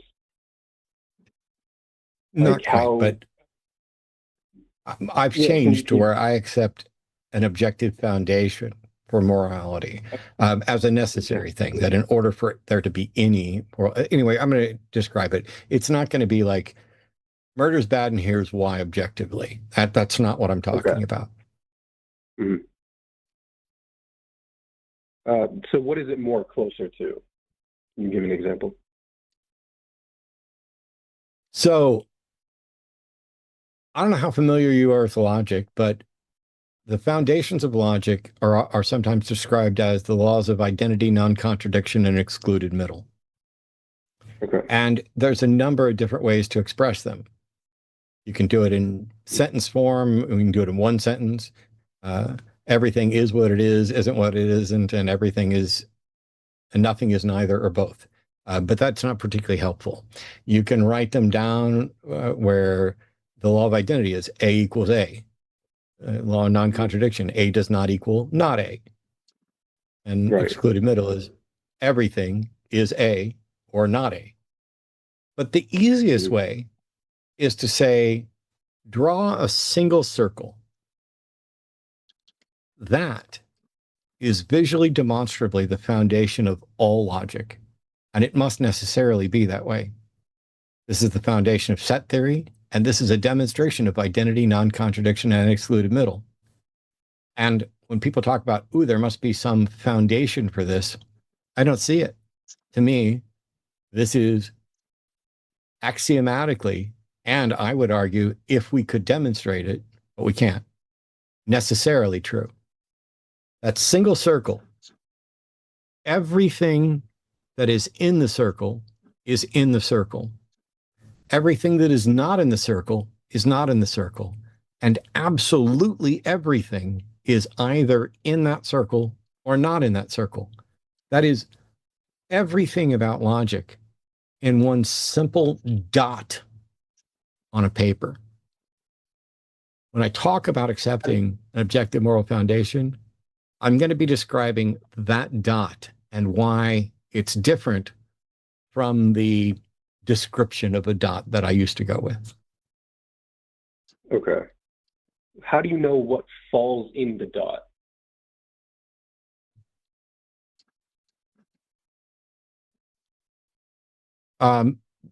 dots are definitional. So however you define A, things either are consistent with that definition or they're not. And so once you describe the dot in the case of the objective moral standard I'm talking about, which is in order to have a moral foundation at all, you must have the freedom to conceive and enact that and the ability to enact that. It tells you nothing about what you're trying to enact. Because, and logic, by the way, that diagram is content agnostic. It's not valuing the content. It's just telling you how to organize it. It's set theory. It's just one set or two. Okay. Interesting. I think I'm going to have to watch the video to get a better understanding of it, but that's good. I'm going to have to make the video in order to get a better understanding of it. Fair enough. Can't argue with that. I mean, I feel like you addressed pretty much everything I had, so I'm probably going to just go back and do a little more research on my end to see if I can flesh out my ideas a little more. Well, thanks a bunch. We're going to go on and read some super chats, and I'm going to let you go, Kyron, but thanks for the call. Good talk. Also, hey, everybody, we're going to read super chats, and I'm going to get this set up right now so that I am reading all the super chats. Dun, dun, dun, funny cue. Boom. And we're going to show. Last week I did $5 and over, but today we're going to do $10 and over because I'm going to tell you guys why. I would stay here and read every super chat with Justin and just have fun. But Arden's still recovering, and she's been sitting in there for, wow, like 4 hours and some change. I would imagine she would like us to get through these super chats as efficiently as possible. But what that means is we're going to read all of them over $10. So if you get super chats in and you're extra grateful that Arden is back and that I am largely maintaining Zen mode, you should just give like $50 to $100 super chats and save us a bunch of time rather than reading, you know, I almost never do anything like that, but thanks a ton. Here we go. Let's see. Bum, bum, bum. Oh, there we go. Venomous, thank you so much for the $10. Hey, boys, thanks for the entertainment. Thanks to Matt. Here's to Matt's curse jar. Love from Trans Girl. Oh, it's venomous. I just shortened it to venomous. I shouldn't have done that. Thank you so much. Very appreciated. And from Ryan, P57 says tank top for Justin, but no tank top for Matt. It's weird because I'm so hot because I'm actually wearing, I think, a winter shirt here in July. I should probably just take it off because I am sweating like crazy. I redid my green screen and my lighting in here so that it would all look better. And I put this shirt on because it's a dark green, and I was testing to see if it worked well with the green screen, and it does. And I left it on figuring I'd be fine, and now I'm melting. So I should have worn a tank top. I should have listened to Zoran Mondani, turned my thermostat up to 78 to save everybody money. But I have animals that would die if I did that, and so I won't. Saw DZ caller Douglas with 100% prayer formula. Justin missed fact it can only work once. After proven you can no longer be delusional, therefore it won't work. Yeah, this whole thing was you have to ask with conviction, and then you have to be convinced. Just, I mean, I guess convicted that it happened. I don't know. It very much seemed like if you say it was answered, it was answered. Or if you're convinced it was answered, it must have been. I'm lost. So, like, when I talked to Douglas, he did admit, like, hey, the only way you can have this type of, like, conviction that the prayer will be answered is to basically be delusional, which is, I think, what Greg is getting at, is you can have that level of delusionalness that it will be answered, but once it happens once, well, now you're not really delusional anymore. But I think that it would still work. Like, if the goal is to have complete conviction, that's whether or not you do it through delusions or not, as long as you have it. I think that's what the caller would have been getting at. That's just my understanding of what he was getting at. Man, I really wish we'd have started the call with, I think I found a way to affirm 100% answered prayer, and that is by being delusional. Because I would have just said, okay, cool, thanks. Yeah. And from I just put up Kurt's. I'm sorry. Back. Kurt, hey, good to see you, friend. Thank you for the super chat. SM's vets are constantly measuring their service against each other, saying who had it worse. All of that is irrelevant. If you served and you have issues, you are ignoring. Sorry, if you served and you have issues, you are ignoring. You are doing yourself a disservice. Oh, I mean, if you're ignoring the issues, yeah. You got to take care of yourself. Yeah, I get that there's always going to be people who are comparing stuff, but that callousness towards other people who are suffering kind of strikes me as odd. Rick Sneed, thank you so much. Wish I had more. You don't need more. Just any contribution is welcome and encouraged. But I guess every penny counts. You're correct. You guys are awesome. I enjoy the debate structure. Hashtag rock hard for Doug. What we're talking about. And from Bear Noonamaker. There we go. Thank you for the super chat. What do you know about I think you mean demiurge? That period was probably an M. I might not know as much as others, because like the philosophical like demiurge, like Plato believed in, maybe a little bit different than like the Gnostic demiurge that the Gnostics believed in. But my understanding, which could or could not be correct, is demiurge is kind of like a creative force that doesn't necessarily have like always a mind, will, or an emotion. It could just be akin to a spiritual naturalistic force. But I think other people's definitions might, differ one way or another. Matt, how would you describe a demiurge? In the Platonic sense, it's that which creates an ideal. But honestly, I don't know enough and have never cared enough to dig in on demiurge. There are some things in broader philosophy related to metaphysics that honestly, the world is too messed up for me to keep spending a lot of time on abstractions about ideals while people's rights are being taken away.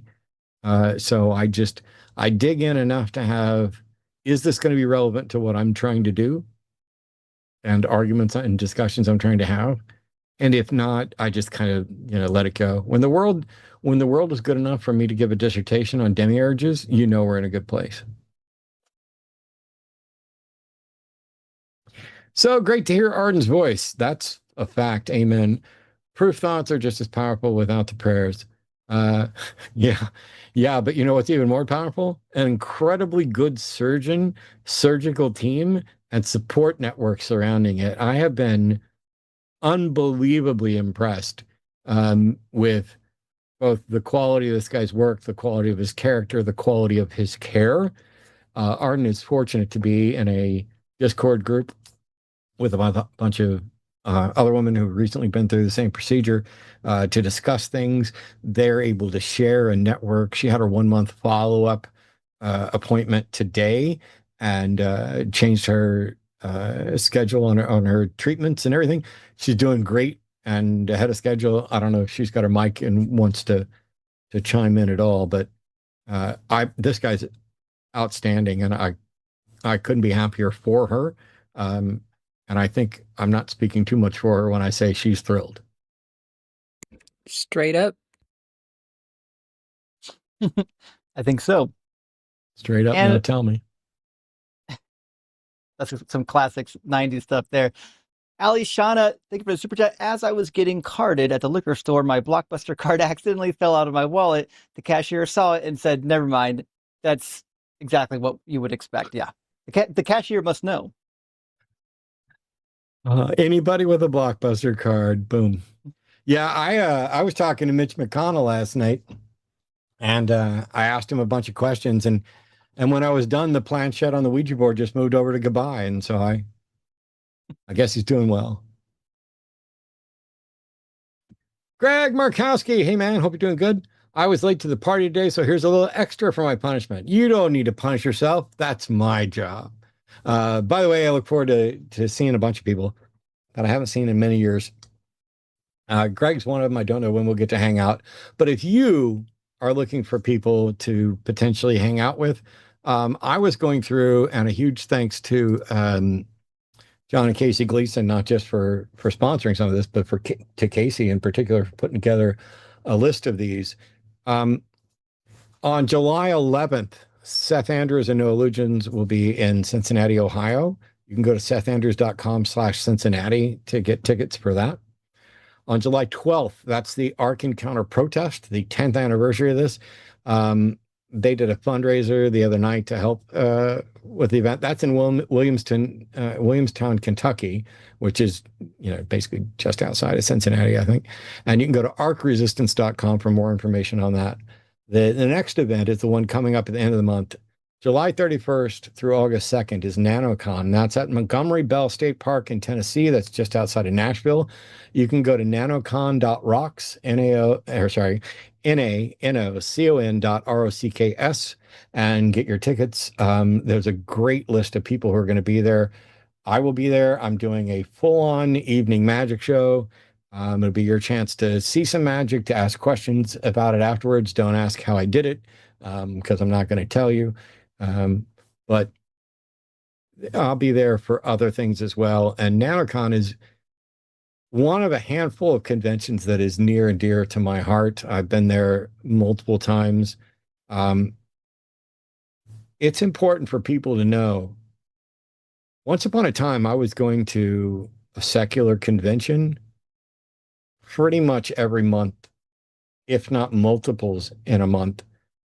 And that started dying down just before COVID. And then COVID put kind of an end to a good number of them.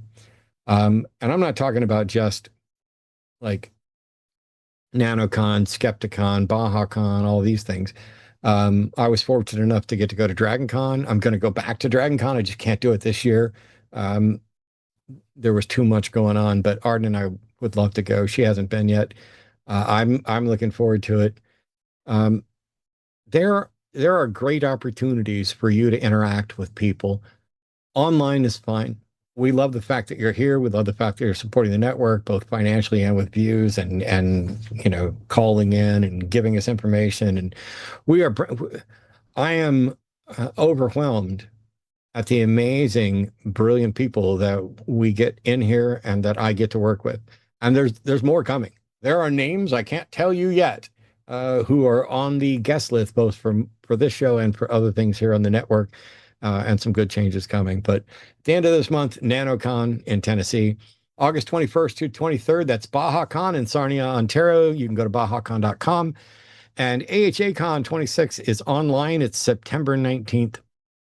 And then October 23rd through October 25th is Rocket City Reason in Huntsville, Alabama. You can go to rocketcityreason.com. And November 28th through December 6th is the Black Non-Believers SeaCon. That's SEACon. So BNSEACon. That's a cruise event with Black Non-Believers that you can go to. And I've heard that there's this Unholy Trinity reunion. If you go to unholytrinity.net, you'll see an old picture of me, an old picture of Arden, and an old picture of Seth. But the three of us are getting together August 29th from 6 to 9 p.m. You can go to unholytrinity.net to book your tickets. That is in Fort Worth, Texas. And the seats, I think, are limited. I think there's like 250. And last I heard, we were more than half sold out. We might be completely sold out. I haven't kept up with all the details. But the important message here is that you can interact online. And if that's the limit of where you're comfortable, great. We are here and encouraged by that, and we will continue to do what we can here. But let me tell you, getting together in person, being able to sit down, talk to a whole bunch of people from all over the country or from your area that you didn't know and that you share views with, especially in a world where those views are under attack, and at greater risk than ever. And I'm talking about not just LGBTQ plus stuff. I'm talking about the fact that you're a godless heathen, or maybe you're lefty leaning or more lefty leaning, anything like that. If you are outnumbered, if you're non-MAGA in a MAGA United States, getting together with people in person is essential to building communication networks, because at some point you may not have the opportunity to get together with them online in the way you'd really like to. Not to scaremonger anybody, but. And 10 from Dante Verona says, off topic, but what do you think about the situation with Mitch McConnell? It's rather peculiar watching it unfold. And on this topic, I actually don't know the situation. I just know that I think he's having some health issues. Is there something else happening? Nobody knows. The rumor is that he's brain dead and that they're hiding it. He's been in the hospital and nobody's heard from him in weeks.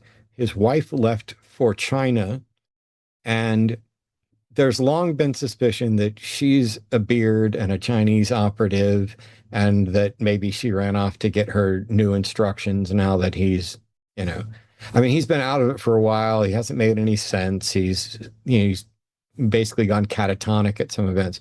I have no idea if he's dead. That's one of the reasons why I did the joke, is that nobody knows, but it seems consistent with them not addressing the severity of this or giving a good health update, because what can happen is his staff may have been running everything in his office for a long time, in which case he just needs to have people not know whether or not he's got a pulse for them to keep getting stuff done. They can weekend at Bernie's this for quite a little while. I don't know if that's what's going on. I think the real thing to push for Dante is to get them to actually address it. Like, it's one thing, none of you have the right to know my personal health status. Not at all. I'm doing good, by the way. People were like, oh, I like Matt's new Zen thing because I want him to be around and it's good. It's probably good for his blood pressure. My blood pressure wasn't a problem. I have cardiac disease, but my blood pressure's been good. I had heart attacks and a triple bypass, but my blood pressure's been good. My doctor didn't tell me, don't get mad, don't get hot, don't get animated. As a matter of fact, that basically counts as cardio for me, which is pretty good. So I might be killing myself by being a little calmer. But while I appreciate everybody's concern for that, you don't have any right to know what my health is. And I am the type of person that generally despises unsolicited advice, especially unsolicited health advice. That's just me.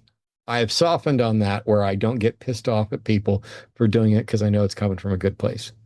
However, when you are an elected representative, senator, president, the public, who you are essentially asking to vote for you and to support you, do have some right to know some aspects of your personal health care. And we don't. That's a problem.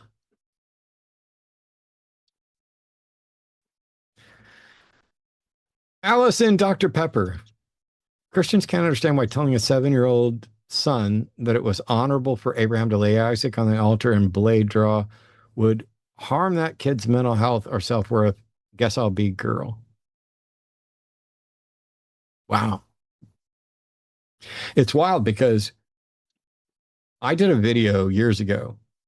One of these days I'm gonna force Justin to watch some old videos that I did, and then get him to come. We'll do a tag team where he comes in and corrects all the dumb shit that I said, where I'm coming from my, oh, no, this is entirely Southern Baptist added bullshit that's not, But I did a video on the worth of women and what the Bible has to say about women, and a number of things that were important came up there, which is there are very few women who are named.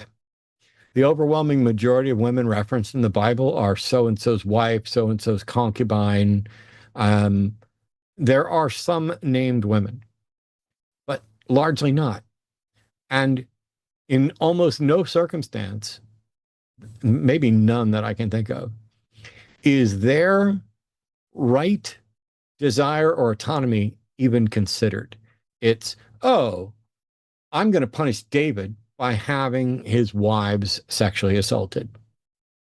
I'm going to reward Jephthah by allowing him to sacrifice his daughter. And it doesn't matter whether you take that sacrifice as the blood sacrifice that it says that he did, or if you take it where he gave her to be to the church. Her wishes are never considered. Her autonomy, her value is never considered.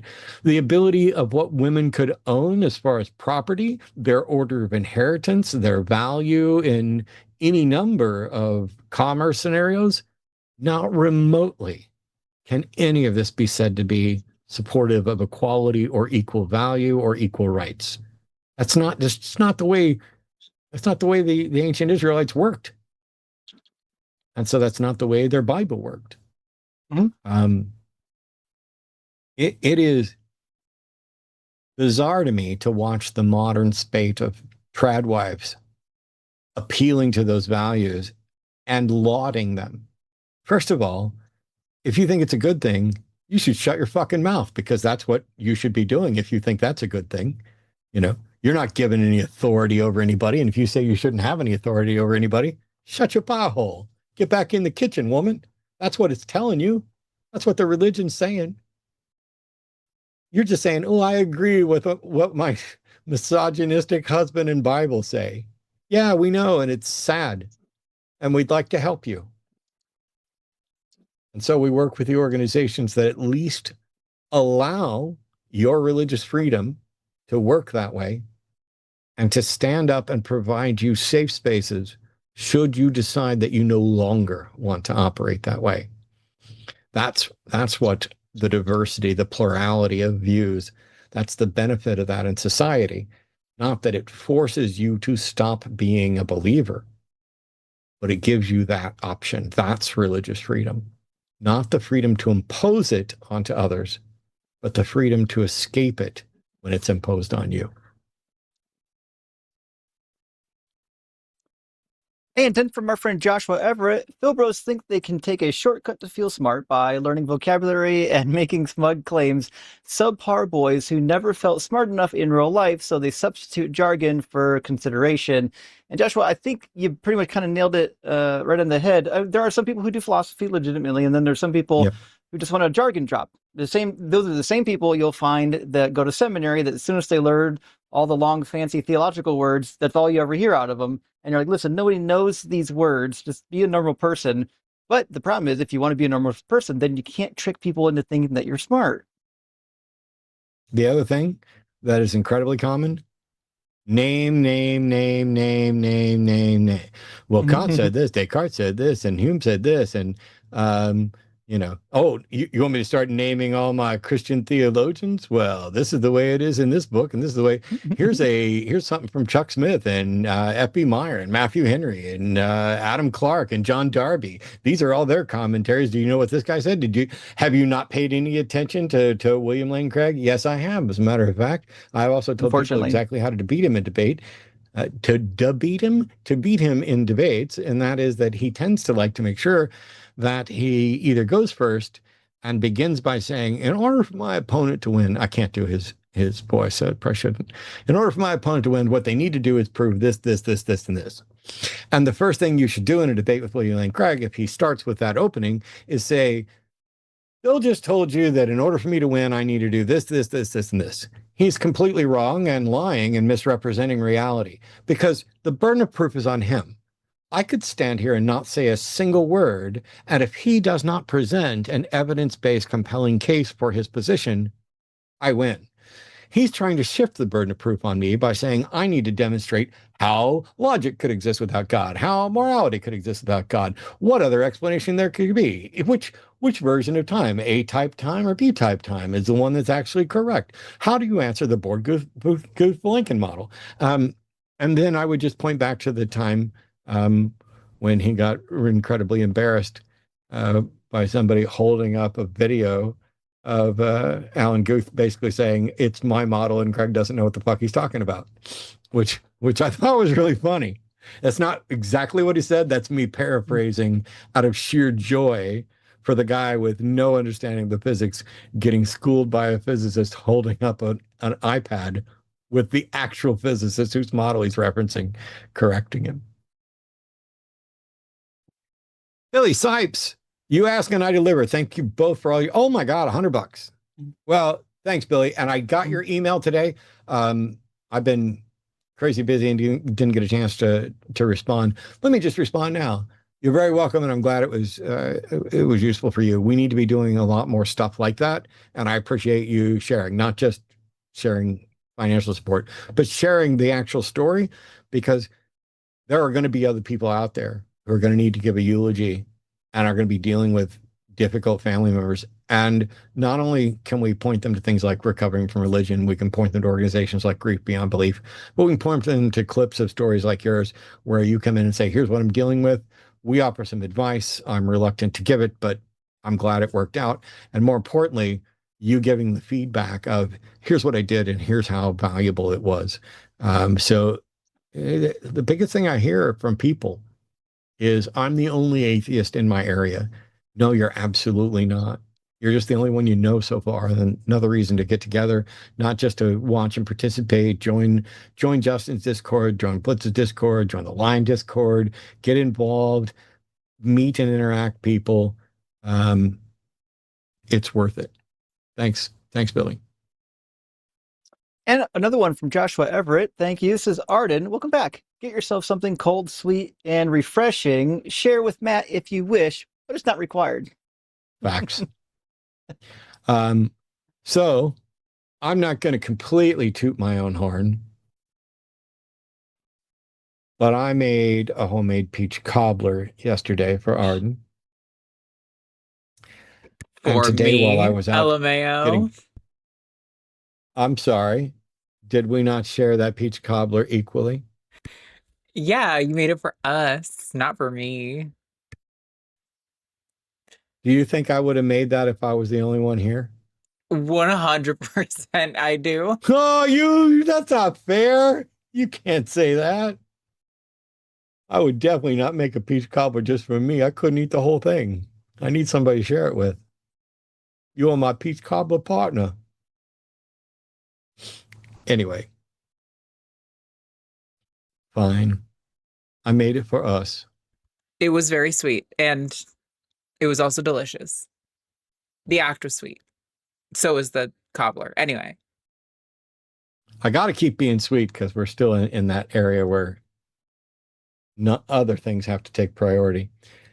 Jackie, be quick, $20. Thank you so much. Matt, I remember watching your call-in show years ago. Delighted to stumble upon the line and find you again. Thank you for all you do. Thanks for finding me. My own channel's got a couple 100,000 subscribers. I'm with Justin's help and the help of some other people. I'm going to be doing more lives on my channel as well. Some of them are going to be, hey, you can call in and debate me. Others is maybe you can, call in and ask me questions. Maybe we'll review somebody's content. Maybe we'll go over a logical argument.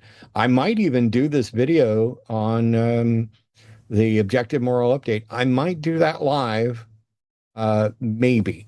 I don't want to do too many lives because you guys can support me at patreon.com/atheistdebates. I don't hardly ever advertise that. My YouTube channel, you can join there. You can definitely join here on the line. You can support the line at patreon.com/calltheline. Me personally at patreon.com/atheistdebates. And that's how I pay for my healthcare, which I did today. And let me tell you, not only has my mortgage gone up another $400 a month since Trump was elected, but my health care jumped from just under $1,000 a month just for me to $1,581 is what I paid today and last month. That's my monthly premium, $1,500. So my premium went up $580 just since he went elected. My quality of care hasn't gone up. The medications I'm receiving have not changed. I'm actually taking a little bit less medication than I was before, and yet I'm paying 58% more than I paid prior to him being elected. So give me more money, keep me alive, but also support the line, support Justin. support whoever you want. If people are out there helping the world and teaching the world, and you find that to be a good thing, and your only support isn't financial, you should still feel awesome. If your support is showing up, interacting in chat, moderating, joining, helping out, starting conversations, directing us to new people, I can't tell you how much we appreciate somebody saying, hey, I was out surfing on YouTube the other day and I saw this person, especially when that person is awesome and does not look like me or Justin. Indeed, that's the case. Let's see, there we go. And 10 from the Atheist Mechanic. Good to see you, Mechanic. NanoCon is going to be amazing. I really can't express my excitement in getting to meet you, Matt. Hope to get to meet you as well as Justin. Great show tonight. And I apologize, Atheist Mechanic. I won't be able to make it to NanoCon, but I will be at Rocket City Reason. And the final super chat for today, which I'll do, is another $50 from Billy. So thanks, man. Huge W. I like Matt's Zen thing because he seems happier this way, and I love people being happy. I don't know. Oh, actually, there's another one after this.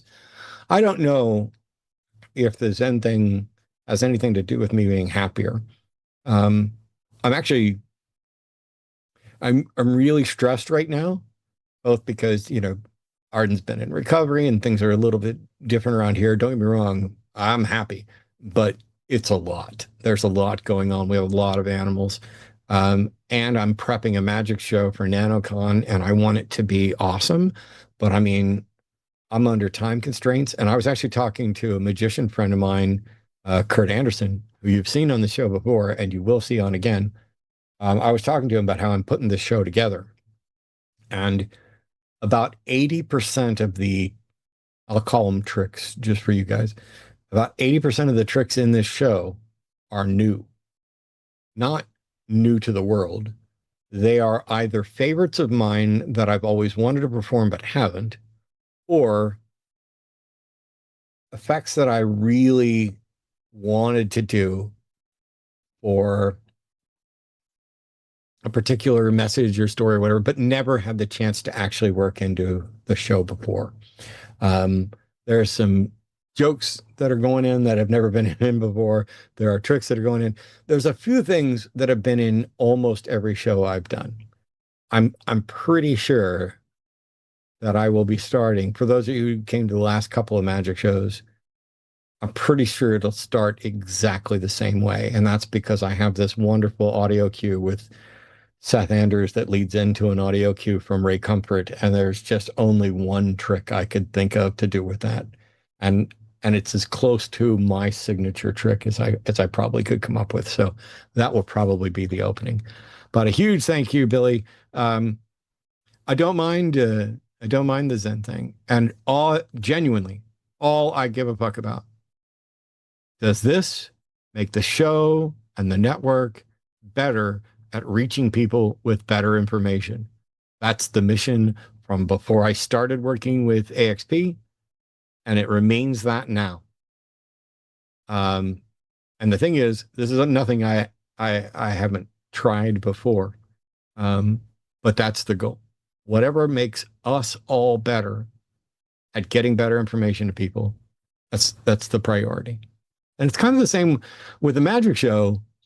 It's what's the best trick that I can do to teach the point I'm going to do. But also there's a few where it's like, ooh, that trick's just too much fucking fun for me to not put it in the show. And another big one from Billy. Thank you so much for another $50 super chat. Last one to support Matt and Justin. I genuinely enjoy and appreciate both of you a lot. Well, Billy, we appreciate you. And as I say on my channel a lot, the reason why we can do this type of work is because we're crowdfunded. We're sourced by the viewers that allow us to do this type of work. And so it's hugely, hugely appreciated. A lot of the voices on the internet are bankrolled by giant corporations or government entities trying to push narratives. We literally can only exist because we're doing this work that you all support. So huge thank you to everyone who supports. And the final super chat, unless somebody decides to change that, is from the Atheist Mechanic. Another $10, albeit Rocket City Reason 2. LOL. Thanks so much. Well, then I hope we like each other at NanoCon so that if we're at our Rocket City Reason, we're not trying to avoid each other. I already have somebody I'm avoiding in Florida. But that's a long story. I figured out you guys are going to be like, well, duh. Let me tell you a dirty little secret here about being in this community. There are some incredibly awesome people, and there are some people who are awkward, non-neurotypical, not really good with boundaries, and seemingly frequently entitled or feeling entitled to somebody else's time and attention and stuff like that. And occasionally it's really difficult to shut some of that down. I've gotten better at setting boundaries over the years. I'll be damned. Damn you, Billy. Now you're going to make me say something even nicer. Billy has not given up. I've gotten pretty good at drawing boundaries over the years, but the other thing I got pretty good at is vamping and stalling until somebody donates another super chat. Jimmy should be proud of me. Seriously, though, thank you, Billy, hugely. Changing it just to be a shit, LOL. You are the best possible kind of shit. The one that, nobody's going to dislike you. You're going to have to work really hard. Like, you'd have to do like some Charlie Kirk level shit for us to not like you. Or some Graham Plattner type stuff. Drop out, Graham. You had to know this was coming. Drop out. And apologize to the people that you screwed over. Anyway, that's enough of my political thoughts and religious thoughts for the day. Justin, where can they find you and how do they get involved with the Deconstruction Zone? Also, so you can literally find me on TikTok or YouTube at the Deconstruction Zone. If you literally just want to see my debates, you can check out DZ Debates, and you'll get nothing but debate content over there. And as always, friends, join the Discord, the Deconstruction Junction. In all of my profiles and my link trees, you'll see a link to it. It's a really cool community for people that are in deconstruction, post-deconstruction, deconstruction curious. And there's a lot of really smart people in the community. People think I'm smart. I just get on TV or on YouTube and talk. There's people in the Discord way smarter than me that would love to dialogue with you and build community with you so that you don't feel like you're having to do the deconstruction all on your own. And we've got therapists that are connected as well. We've got all kinds of resources for you. We got another $20 from NanoCon 3000. Hi, Matt. Stoked about hanging soon at NanoCon on July 31st weekend. If people want to join you in Nashville, Tennessee, here's the link for details and tickets, nanocon.rocks. Yes, we gave all that out and everything else. That's it. That's it for all of us. Huge thank you to Justin for taking time out and joining me and for all the other help that I'm going to rangoon him for doing. And Arden's back. I mean, if there's any reason I'm happy, it's probably not some fucking Zen stuff or not being able to yell at people. It's probably the fact that Arden's back. Like, that's joyous already. Another one from Rusty I am going to Shackelford shut at up the and end take your there. money, Rusty. Thanks.